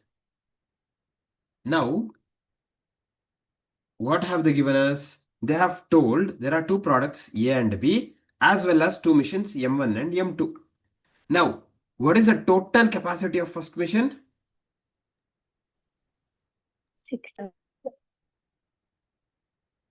60 hours. Total capacity of second machine? 40 hours. 40 hours. 40 hours. Yes, 60 hours and 40 hours are the respective capacities. Now, in that, product A requires how many hours of machine 1? 2. 2 hours and 1 hour of machine 2. Likewise, product B requires 1 hour of machine 1 and 2 hours of machine 2. So like the previous example that we discussed, I'll consider this as X and this as Y. What would be the first, with regard to M1, machine 1, what would be the inequality that we get? 2x plus y less 2x than plus y is greater Perfect. than or equal 2x plus y less than or equal to 60. With respect to machine 2. 1x plus 2y is x less than plus or equal y to is less than or Very equal good. X plus 2y less than or equal to 40. And we know production cannot be negative. So x comma y greater than or equal to 0. Okay, these are the inequalities. This is what they have asked. They have not asked us to find out the common region also here. Just to get the inequalities. Correct? In examination, you can have option A, 2x plus y less than or equal to 60, x plus 2y less than or equal to 40, and option B, 2x plus y less than or equal to 60, and x plus 2y less than or equal to 40, x comma y greater than or equal to 0. Which option do you choose? option B. option Then B. B. Option B has to be choose because non-negative constraint is also one of the constraints there, correct? So that has to be considered. Are we clear? Yes, sir. Anyone writing any of this? No. Okay. If that's the case, one more example. One more example. A fertilizer company produces two types of fertilizers. Produces two types of fertilizers, grade 1 and grade 2. Grade 1 and grade 2. Full stop. Each of these is processed. Each of these is processed through two critical chemical plant. Processed through two critical chemical plant. Two critical chemical plant units. Full stop. Plant A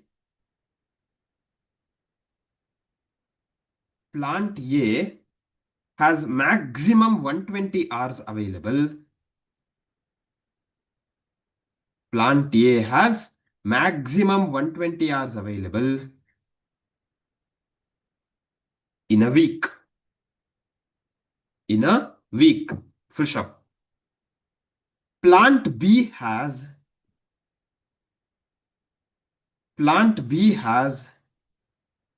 maximum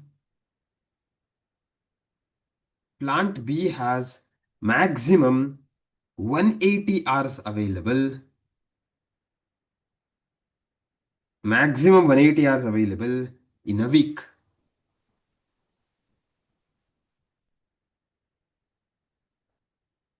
Full stop. Manufacturing one bag of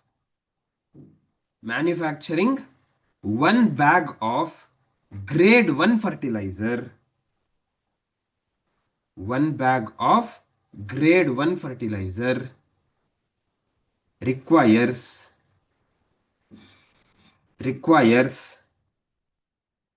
6 hours in plant A. Requires 6 hours in plant A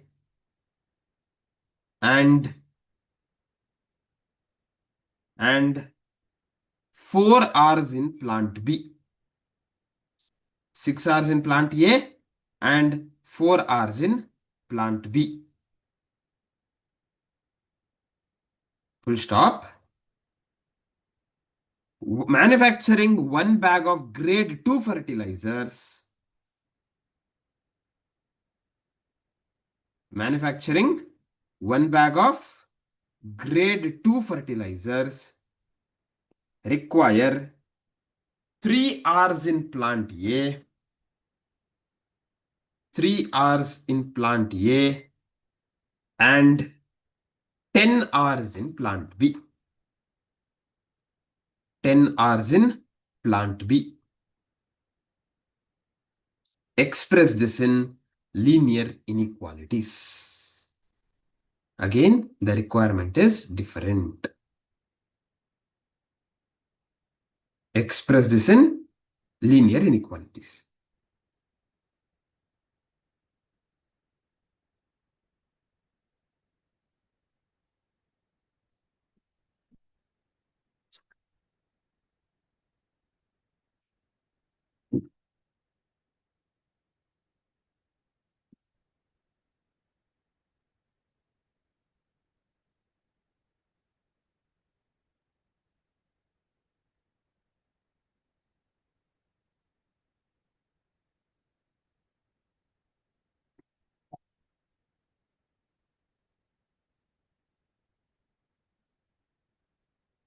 Very good. Ashika, correct?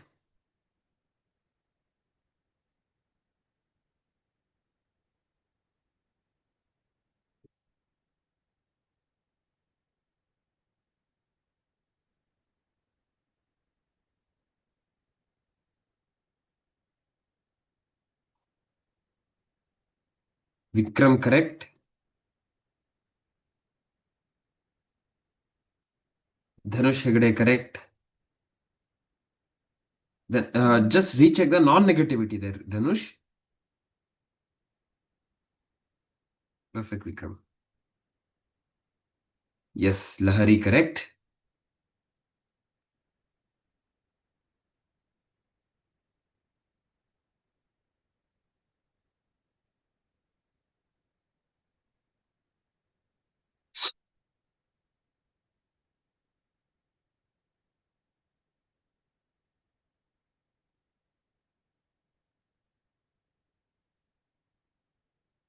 Yes, Swati, correct? Kushal, correct? Apurva Jogi, correct? Yes, Dhanush, correct.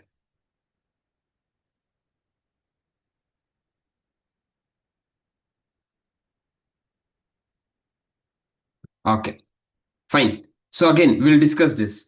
There are two grades of fertilizers, correct? Grade 1, grade 2. To produce them, we have plant A and plant B.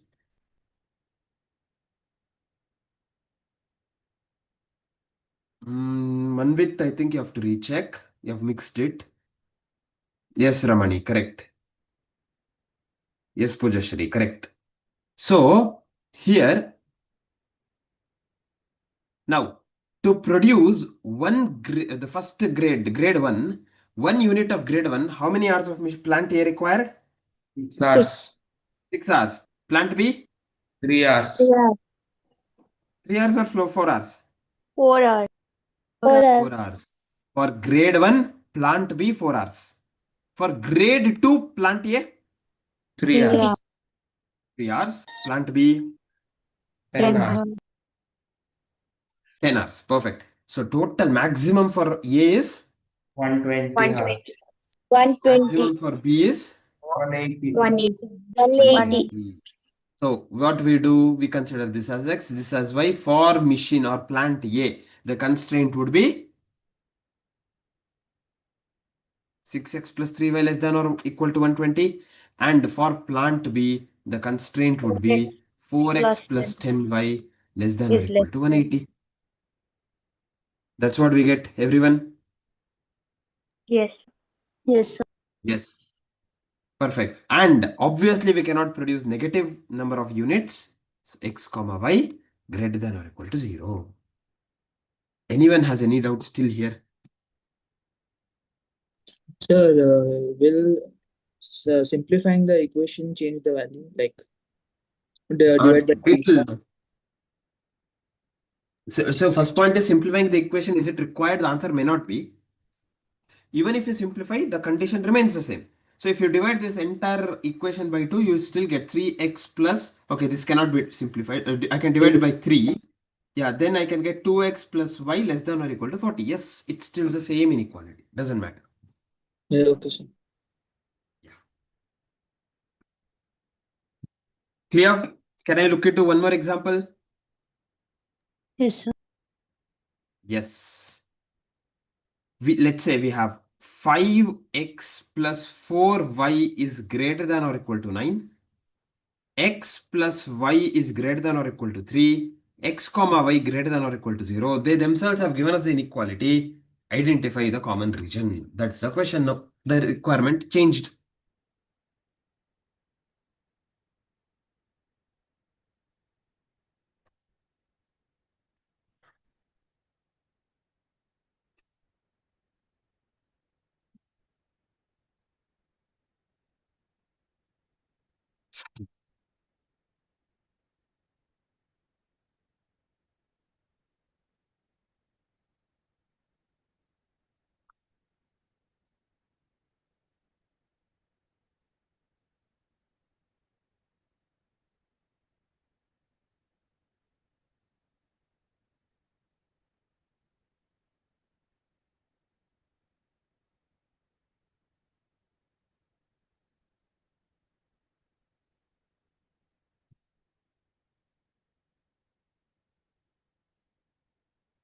So we need to identify the common region.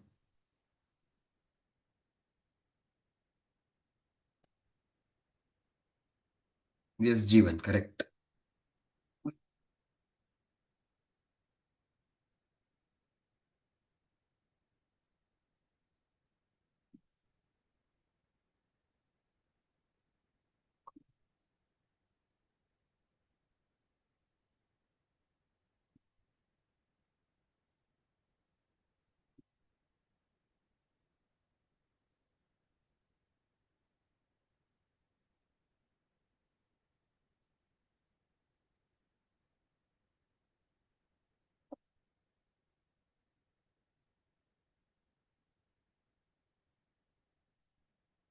Yes, Ramesh, correct.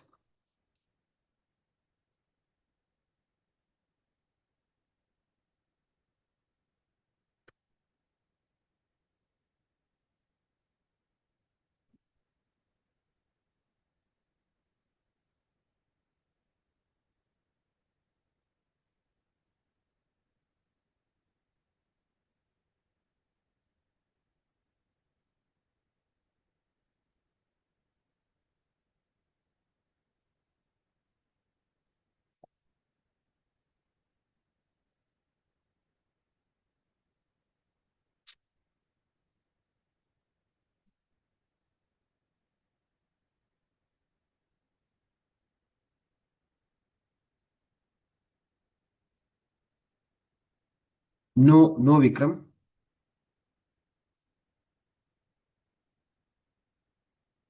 Yes, Ramani, very good.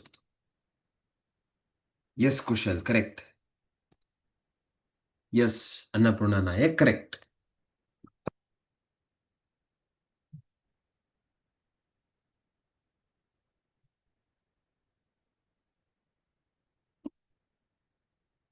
Dhanush, have to recheck, I think.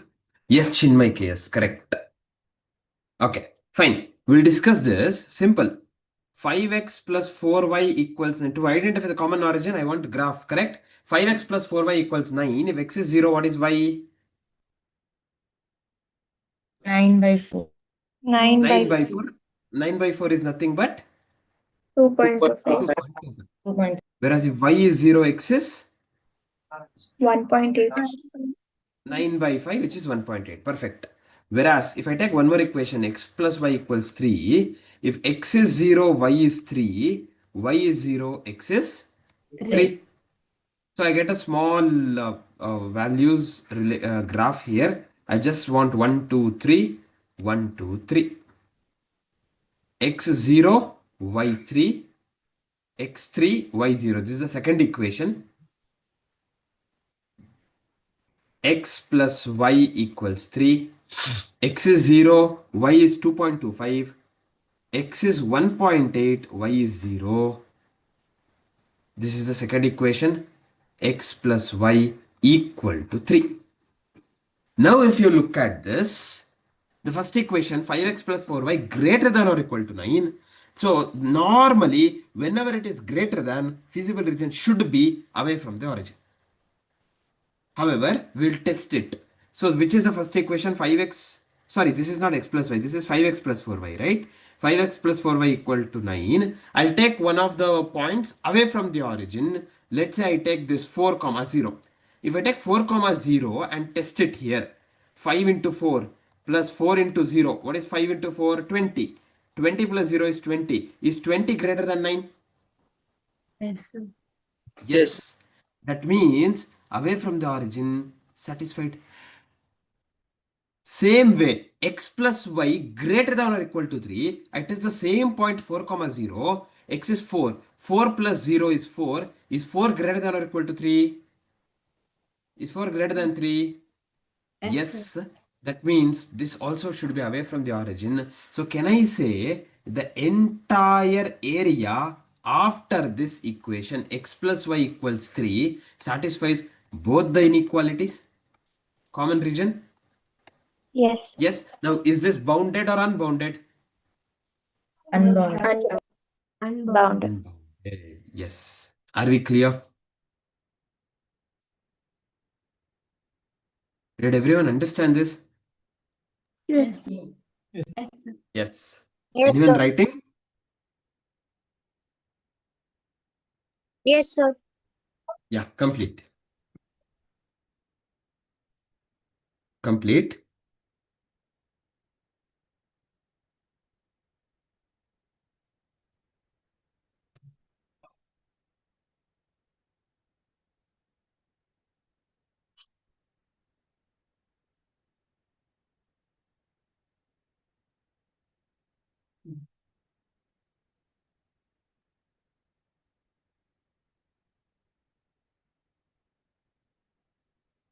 Done, sir. Done?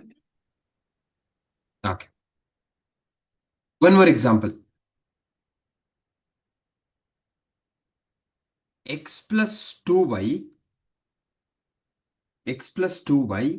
is equal to 4. X minus y less than or equal to 3. Mark the common region. Beautiful.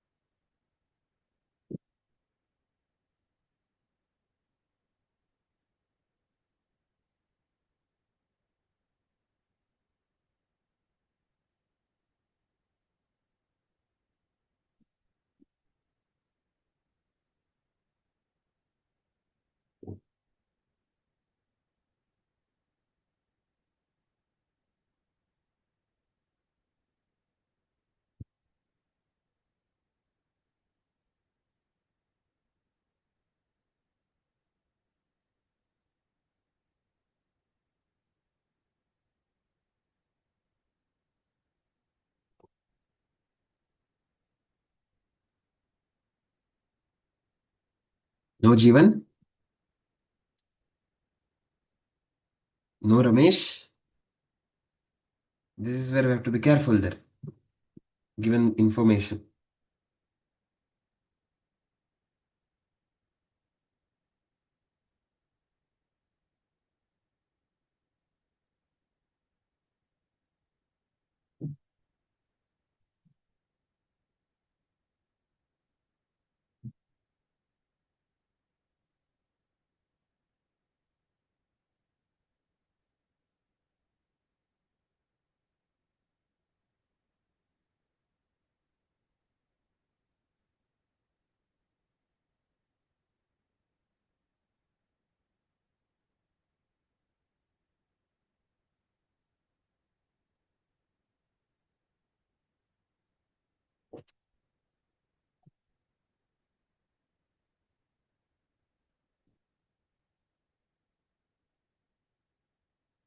Excellent, Kushal.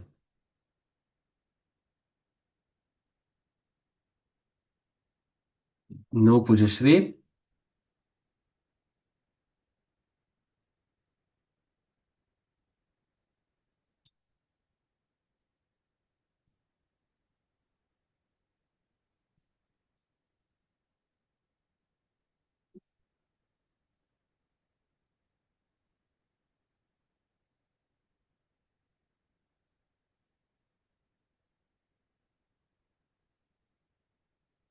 We have to identify the common region, Pranav.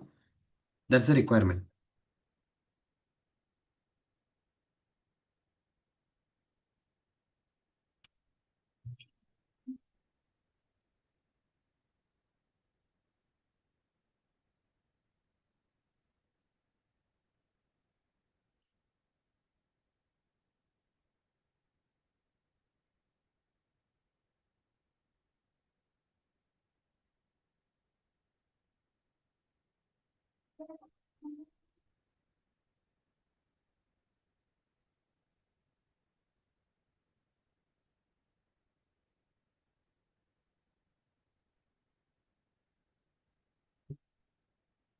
Correct, Jivan. Yes, but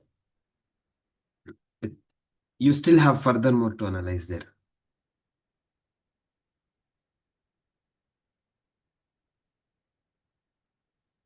No, Ramesh. No, Ramani.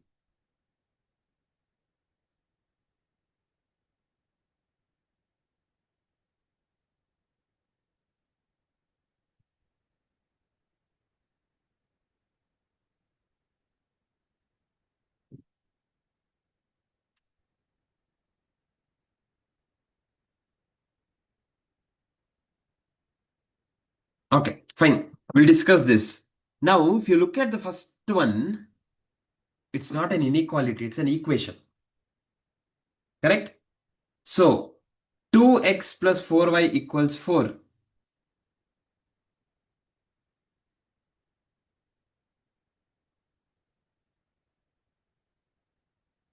Almost correct, Lahari. Good. Okay, so if I have x plus 2y equals 4. If I have to bring that equation on the graph, x is equal to 0, y equals 2, y equals 0, x equals 4. 4. Same way. X minus y equals 3. If x is equal to 0, y equals -3. -3. y equals 0, x is 3. 3. Yes. So bring them in the graph. We have -3 also here. So x is 0. Sorry, 0 value. X maximum is 4, right? So I'll just take 1, 2, 3, 4. What is the maximum of y here? 2. And I have -1, -2, and -3. So first one, x is 0, y is 2. Y is 0, x is 4. This is x plus 2y is equal to 4. Now, for this equation, which side is the feasible region? No feasible. Down. Towards the origin? Sir, on the line. On the On the line. Very good. Because this is an equation, only this line is the feasible region. No side. Equation will have a fixed solution. Only inequality will have an area. Correct? So, only those values which fall on this line will give us the feasible region. So, there is no side. Whereas, if I go to the second one, x is 0, y minus 3, y is 0, x is 3. Here, this is an inequality that we have. X minus y less than or equal to 3. Is it towards the origin or away from the origin that we get? Sir, towards the origin.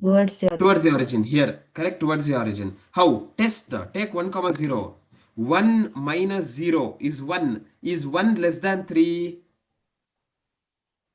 Yes. Therefore, this side is satisfied. Now, we want the common region. What would be the common region? Common The region. area which is there on this straight line. on this straight line till here. That is the common region. That's all. Only that area. The line. Only that line is the common region, because anything onto the right, anything onto the left, that equation does not satisfy, because it's an equation and not inequality. Is that clear? Yes. So Yes. this is that's why we have to be careful whether it's an equation or inequality that changes the common area. Can we make a note of this?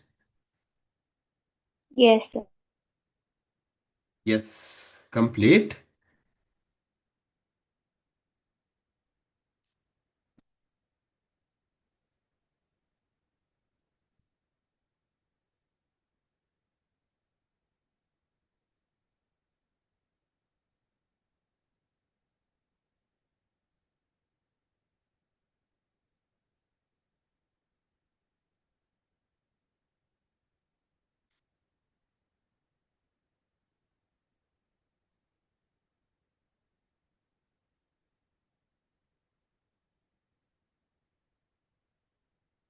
Anyone writing? Faiza done? Yes, sir, done. Anyone else? No? Okay. Fine then. One more example. Let's say we have x plus y less than or equal to 4, x minus y less than or equal to 4, and x greater than or equal to minus 2. 3 inequalities. Find the common region.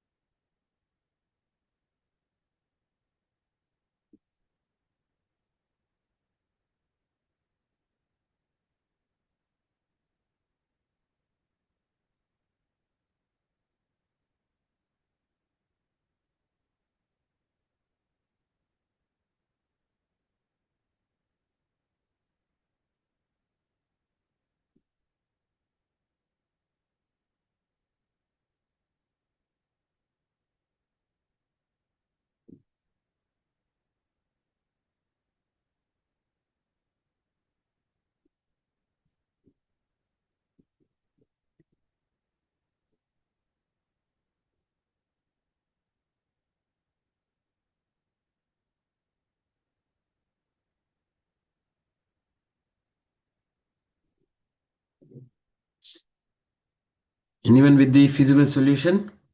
Common region? Okay, I understand explaining that might be difficult. Is it bounded or unbounded? Even that would be fine. No.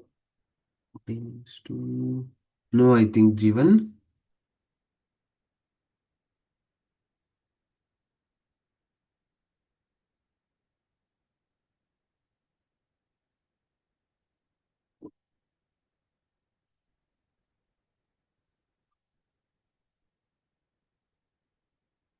Yes, Ramani, correct. Sorry, Ramani, you have to recheck. Sorry.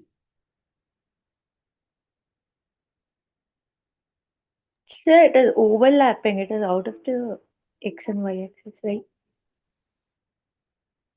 No, it's not out of X and Y in the sense it will go to the other quadrants, second, third, and fourth Yeah, quadrants. that's Yes, right. all the quadrants will have the common area. That is there. Yeah, common. Because we don't have non-negativity condition here. Yes, sir. Correct? Yes. Yes.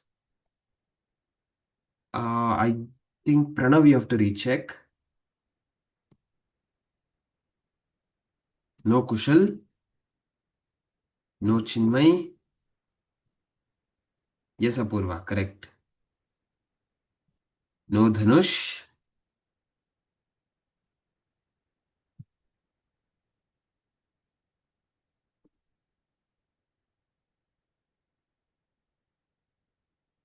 Yes, Ashika, correct.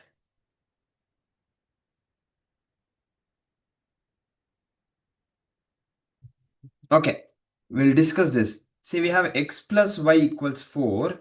If I consider x as 0, y is 4, y as 0, x is 4. If I consider x minus y equals 4, then if x is 0, y is -4. minus 4. Very good. Y is 0, x is 4. So, and the other one is x is equal to -2. That's all. Y is equal to 0 there. So, I'll bring all these in the graph.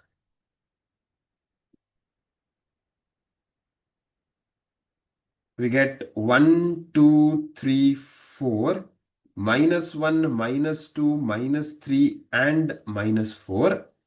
1, 2, 3, 4. We get -1, -2, -3, -4. Okay, let us consider this. If x is 0, y is 4.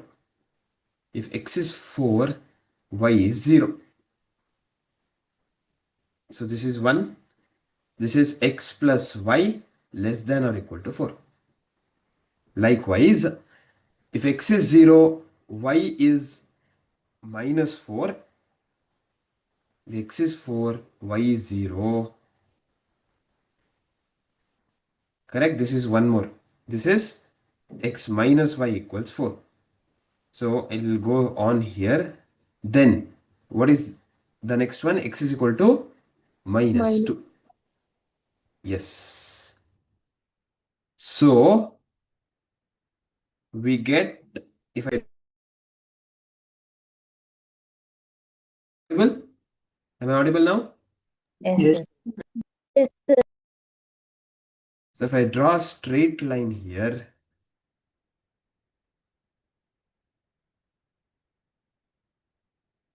yes. So this is how we get. This is x is equal to -2. Now, for the first one, x plus y is equal to, for this inequality, is it towards the origin or away from the origin? Towards the origin. Sorry. The origin. Because it's less than or equal to 4. If I test, where is the origin? Here, right? Yeah, it's here. If I test 1 comma 0, 1 plus 0 is 4. Is this correct? 1 plus 0 is less than 4.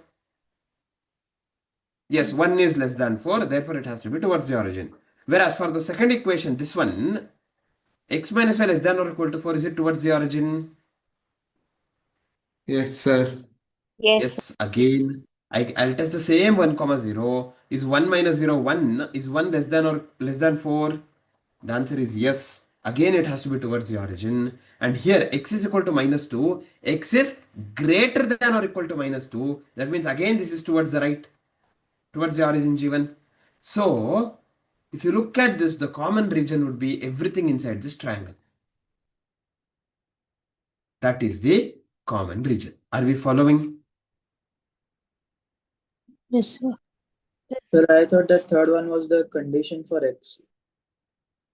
Yes, it is a condition for x. X is greater than or equal to -2 is one of the condition of x, which gives rise to an equation. See, if I had x is greater than or equal to 0, what is the equation that I get? No, It's in sir, the x-axis. for the first two equations also. For all the three, see, all the three are the conditions, Kushal. Right? See, even if I get x comma y greater than or equal to 0, that is not just the condition for the first two. It is a condition for the entire scenario given. So, for x is greater than or equal to 0, y is greater than or equal to 0 also, we need to present it in the form of an equation. What is the equation there? It's the x-axis. X is equal to 0. Y equal to 0 is the y-axis, which we already have, which we have already taken. Yes. Okay, but x is equal to -2, we would have not have taken, hence we have to take it. Okay, sir. Yes. Okay. I think Pranav, you had done, you had got these corner points, right? That's what you had given? Yes. Yes. Yes. Then it is correct, Pranav. Yeah. I'm sorry. It's correct.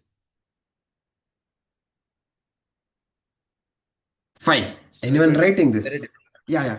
Tell me, Pranav. sir, is there a different way to give the answer? Like,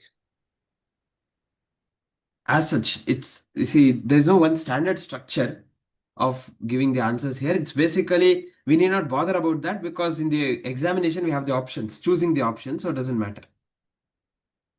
Yeah. Anyone writing this?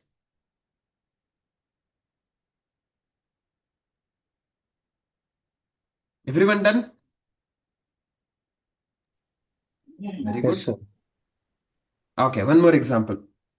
Hmm. 5x plus 4y less than or equal to 100. 5x plus y greater than or equal to 40.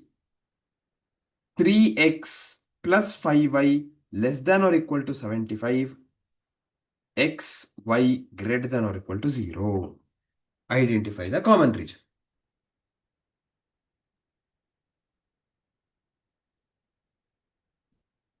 We'll discuss that, Bhavan. Don't worry. Okay, sir. Yeah.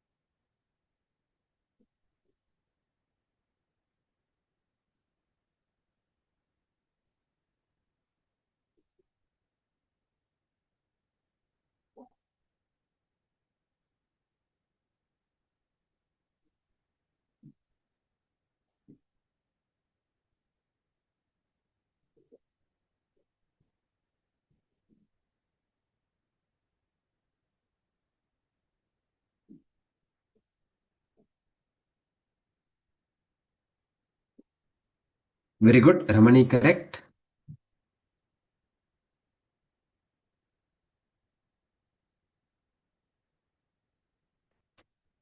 Yes, Ramani. So you said when it is the equation is greater than to the point like x is greater than to the minus 2, which means you said it will be a maximum, it would be a unbounded region, right? But this Correct. falls in a bounded, Which one? This in the sense? like the last previous one. No, see, the solution space for x greater than or equal to -2 is unbounded. This is x greater than or equal to -2 equation, the straight line. Yes. Everything towards the right is satisfying that inequality. It is unbounded, but we also have other two inequalities which makes the common region bounded. Yes, sir. Okay. Yeah. Because of those, it is bounded. Bounded, yes. The common region is bounded, not individual solution space. Okay, sir. Got it. Fine. So we'll discuss this. 5x plus 4y equals 100. If x is 0, y would be 25. Y is 0, x is 20. Similarly, 5x plus y equals 40. If x is 0, y is 40. Y is 0, x is 8. Likewise, 3x plus 5y equals 75. X is 0, y is 75 by 5 is 15, right? Y is 0, x is 25. So we want maximum value of x is 25, maximum value of y is 40. So I can take multiples of 5, 0, 5, 10, 15, 20 and 25, and multiples of I can go with again 5, 10, 15, 20, 25, 30, 35 and 40. So if I go ahead with this, x is 0, y is 25, x is 20, y is 0. This is the first equation. 5x plus 4y equals 100. For this, is it towards the origin or away from the origin, Bhavish? Towards. Sorry. Towards the origin. So I'll just test 5, 0. Bhavish, what happens? 5 into 5 plus 0. 5 5s are 25. Is 25 less than 100? Yes. Therefore, it is towards the origin. Whereas if I go with the second one, 0, 40, 8, 0, somewhere here. This is how the straight line would be. This is 5x plus y equals 40. For this, is it towards the origin or away from the origin? Away from the Away from the origin, because this is greater than or equal to. Correct? It's greater than or equal to, so it has to be away from the origin. I'll test this 10, 0. 5 into 10 plus 0. 5 into 10 is 50. 50 plus 0 is 50. 50 is greater than 40. Yes, therefore, it has to be away from the origin. The last equation, x is 0, y is 15, y is 0, x is 25. This is 3x plus 5y equals 75. For this, is it away from the origin or towards the origin? Towards the Towards the origin, because again it is less than or equal to. So if I test again 5, 0 there, 3 into 5 plus 0, 3 5s are 15. It's 15 less than 75. Yes, therefore it is towards the origin. Now if you look at it, we have 1, 2, 3, 4, 5, 6 and 7 parts. Okay, so is this first part satisfying? First part, common region when I'm talking about? No, because for these two equations, it has to be less than, towards the origin. So this is ruled out. This second one, this one? No, again, because for these two, none of this satisfy that. Then for this one, third one? Sir, still no. No, sir. Still no, because of the third equation. Second equation. Second equation says it has to be away from the origin, right? Whereas this part is not satisfied. Okay, fourth one. No, sir. No, sir. No, because this equation says it should be down. Fifth one. No, No, because of this equation says should be towards the origin. Correct. Sixth one. No, sir. No, because of this equation which says away from the origin. The last one. Who Yes. said this? Yes, sir. Yes, sir. Yes. For the first equation, it is towards the origin. For this also it is towards the origin, and for this it is away from the origin. Are we clear? Yes, sir. Sir. Yes. That's how we identify the feasible region. Anyone writing this? No. No, sir. Writing? No, sir. No. Okay, if that is the case, one more.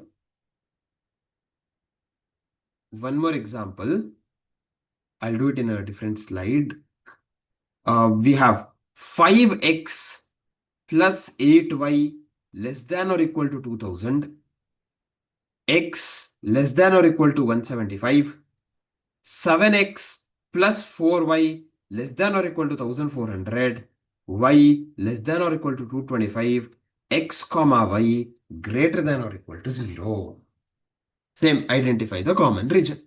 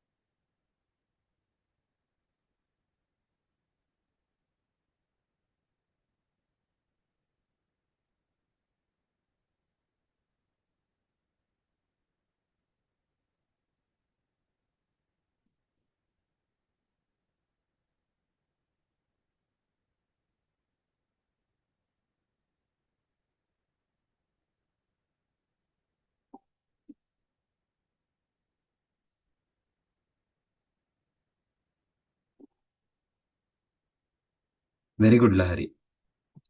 Excellent.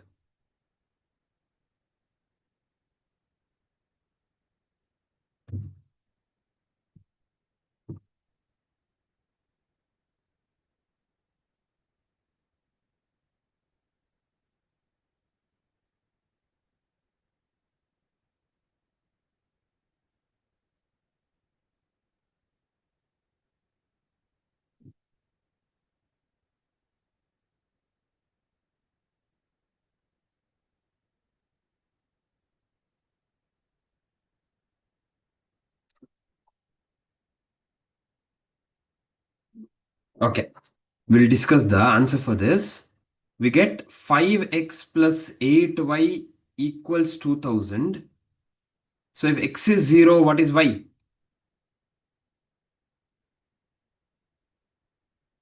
If x is 0, what is y? Sir, 250. 250. Very good. If y is 0, what is x? 400. 400. Excellent. Same way, y equals 175 is okay. Sorry, x is equal to 175. Then 7x plus 4y equals 1400. If x is 0, y is 350. 350. Very good. 350. If y is 0, 200. x is 200. Then the last equation is y is 225. Correct? These are the four equations we have. Plot them in the graph. So we have x values as 200 and 400 and 175. Y values as 250, 350 and 225. So I'll go with multiples of 50. Since x and y greater than or equal to 0, I need only one quadrant, the first quadrant. Correct?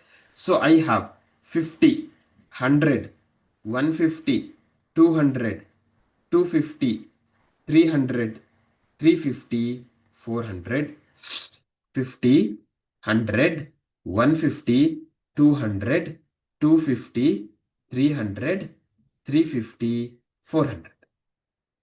We get x0 y is 250, x 400 y as 0. So this is 5x plus 8y equals 2000. Is it towards the origin or away from the origin? Sir, Towards. Towards the origin, less than. So I'll take 50, 0 as the point to test. 50, 5 into 50 plus 8 into 0. 5 into 50 is 250. Is 250 less than 2000? Yes, sir. Yes. So it's towards the origin.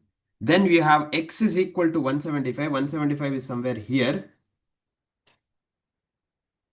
Now, is it x greater than or less than? Less than. So it is towards the origin again.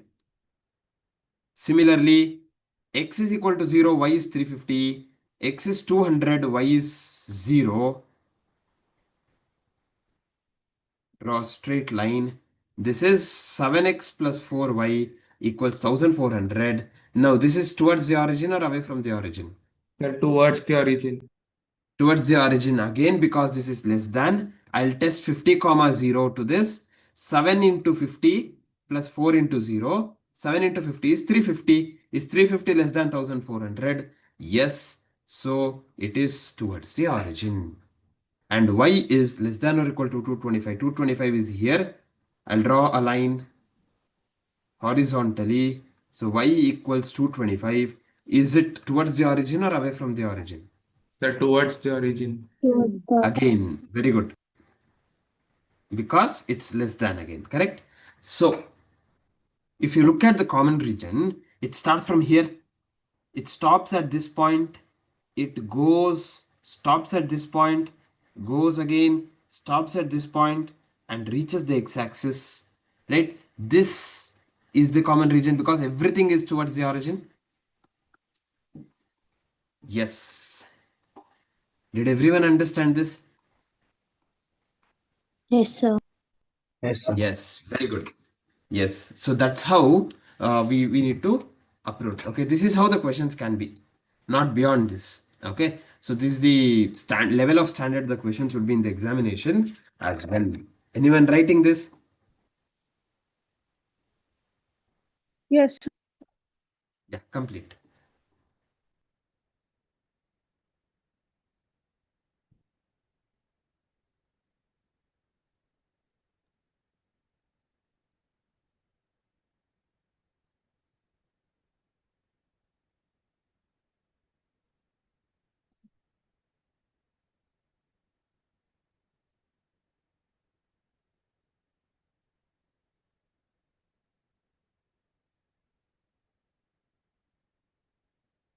Done? Completed? So in the exam, should we, as we shade the region, like should we give some variables to it? See, in examination, since we have multiple choice questions in the exams, Yes, sir. they would have given those shades in the options itself. So we need not worry about denoting them in the form of variables, etc. Not required. We need not worry about that. Okay, sir. Got it. Okay, we'll see these. We are taking examples and solving it, right? So we are getting these doubts. In the next class, we'll solve a couple of more problems like this, and then we'll go to the exercise questions in institute material. There we have options. So look at the question, identify the correct option. So there you'll further understand. Clear, Amani? Yes, sir. Got it. Thank you. Okay. Yes. Fine then. So with that, we'll continue this discussion. Yeah, we'll continue this discussion in the next class. Yes, Kaushal. Good. We'll continue this in the next class. Thank you. Thank you, sir. Bye, Thank you, sir. sir. Thank Bye. you. Sir. Thank you, sir.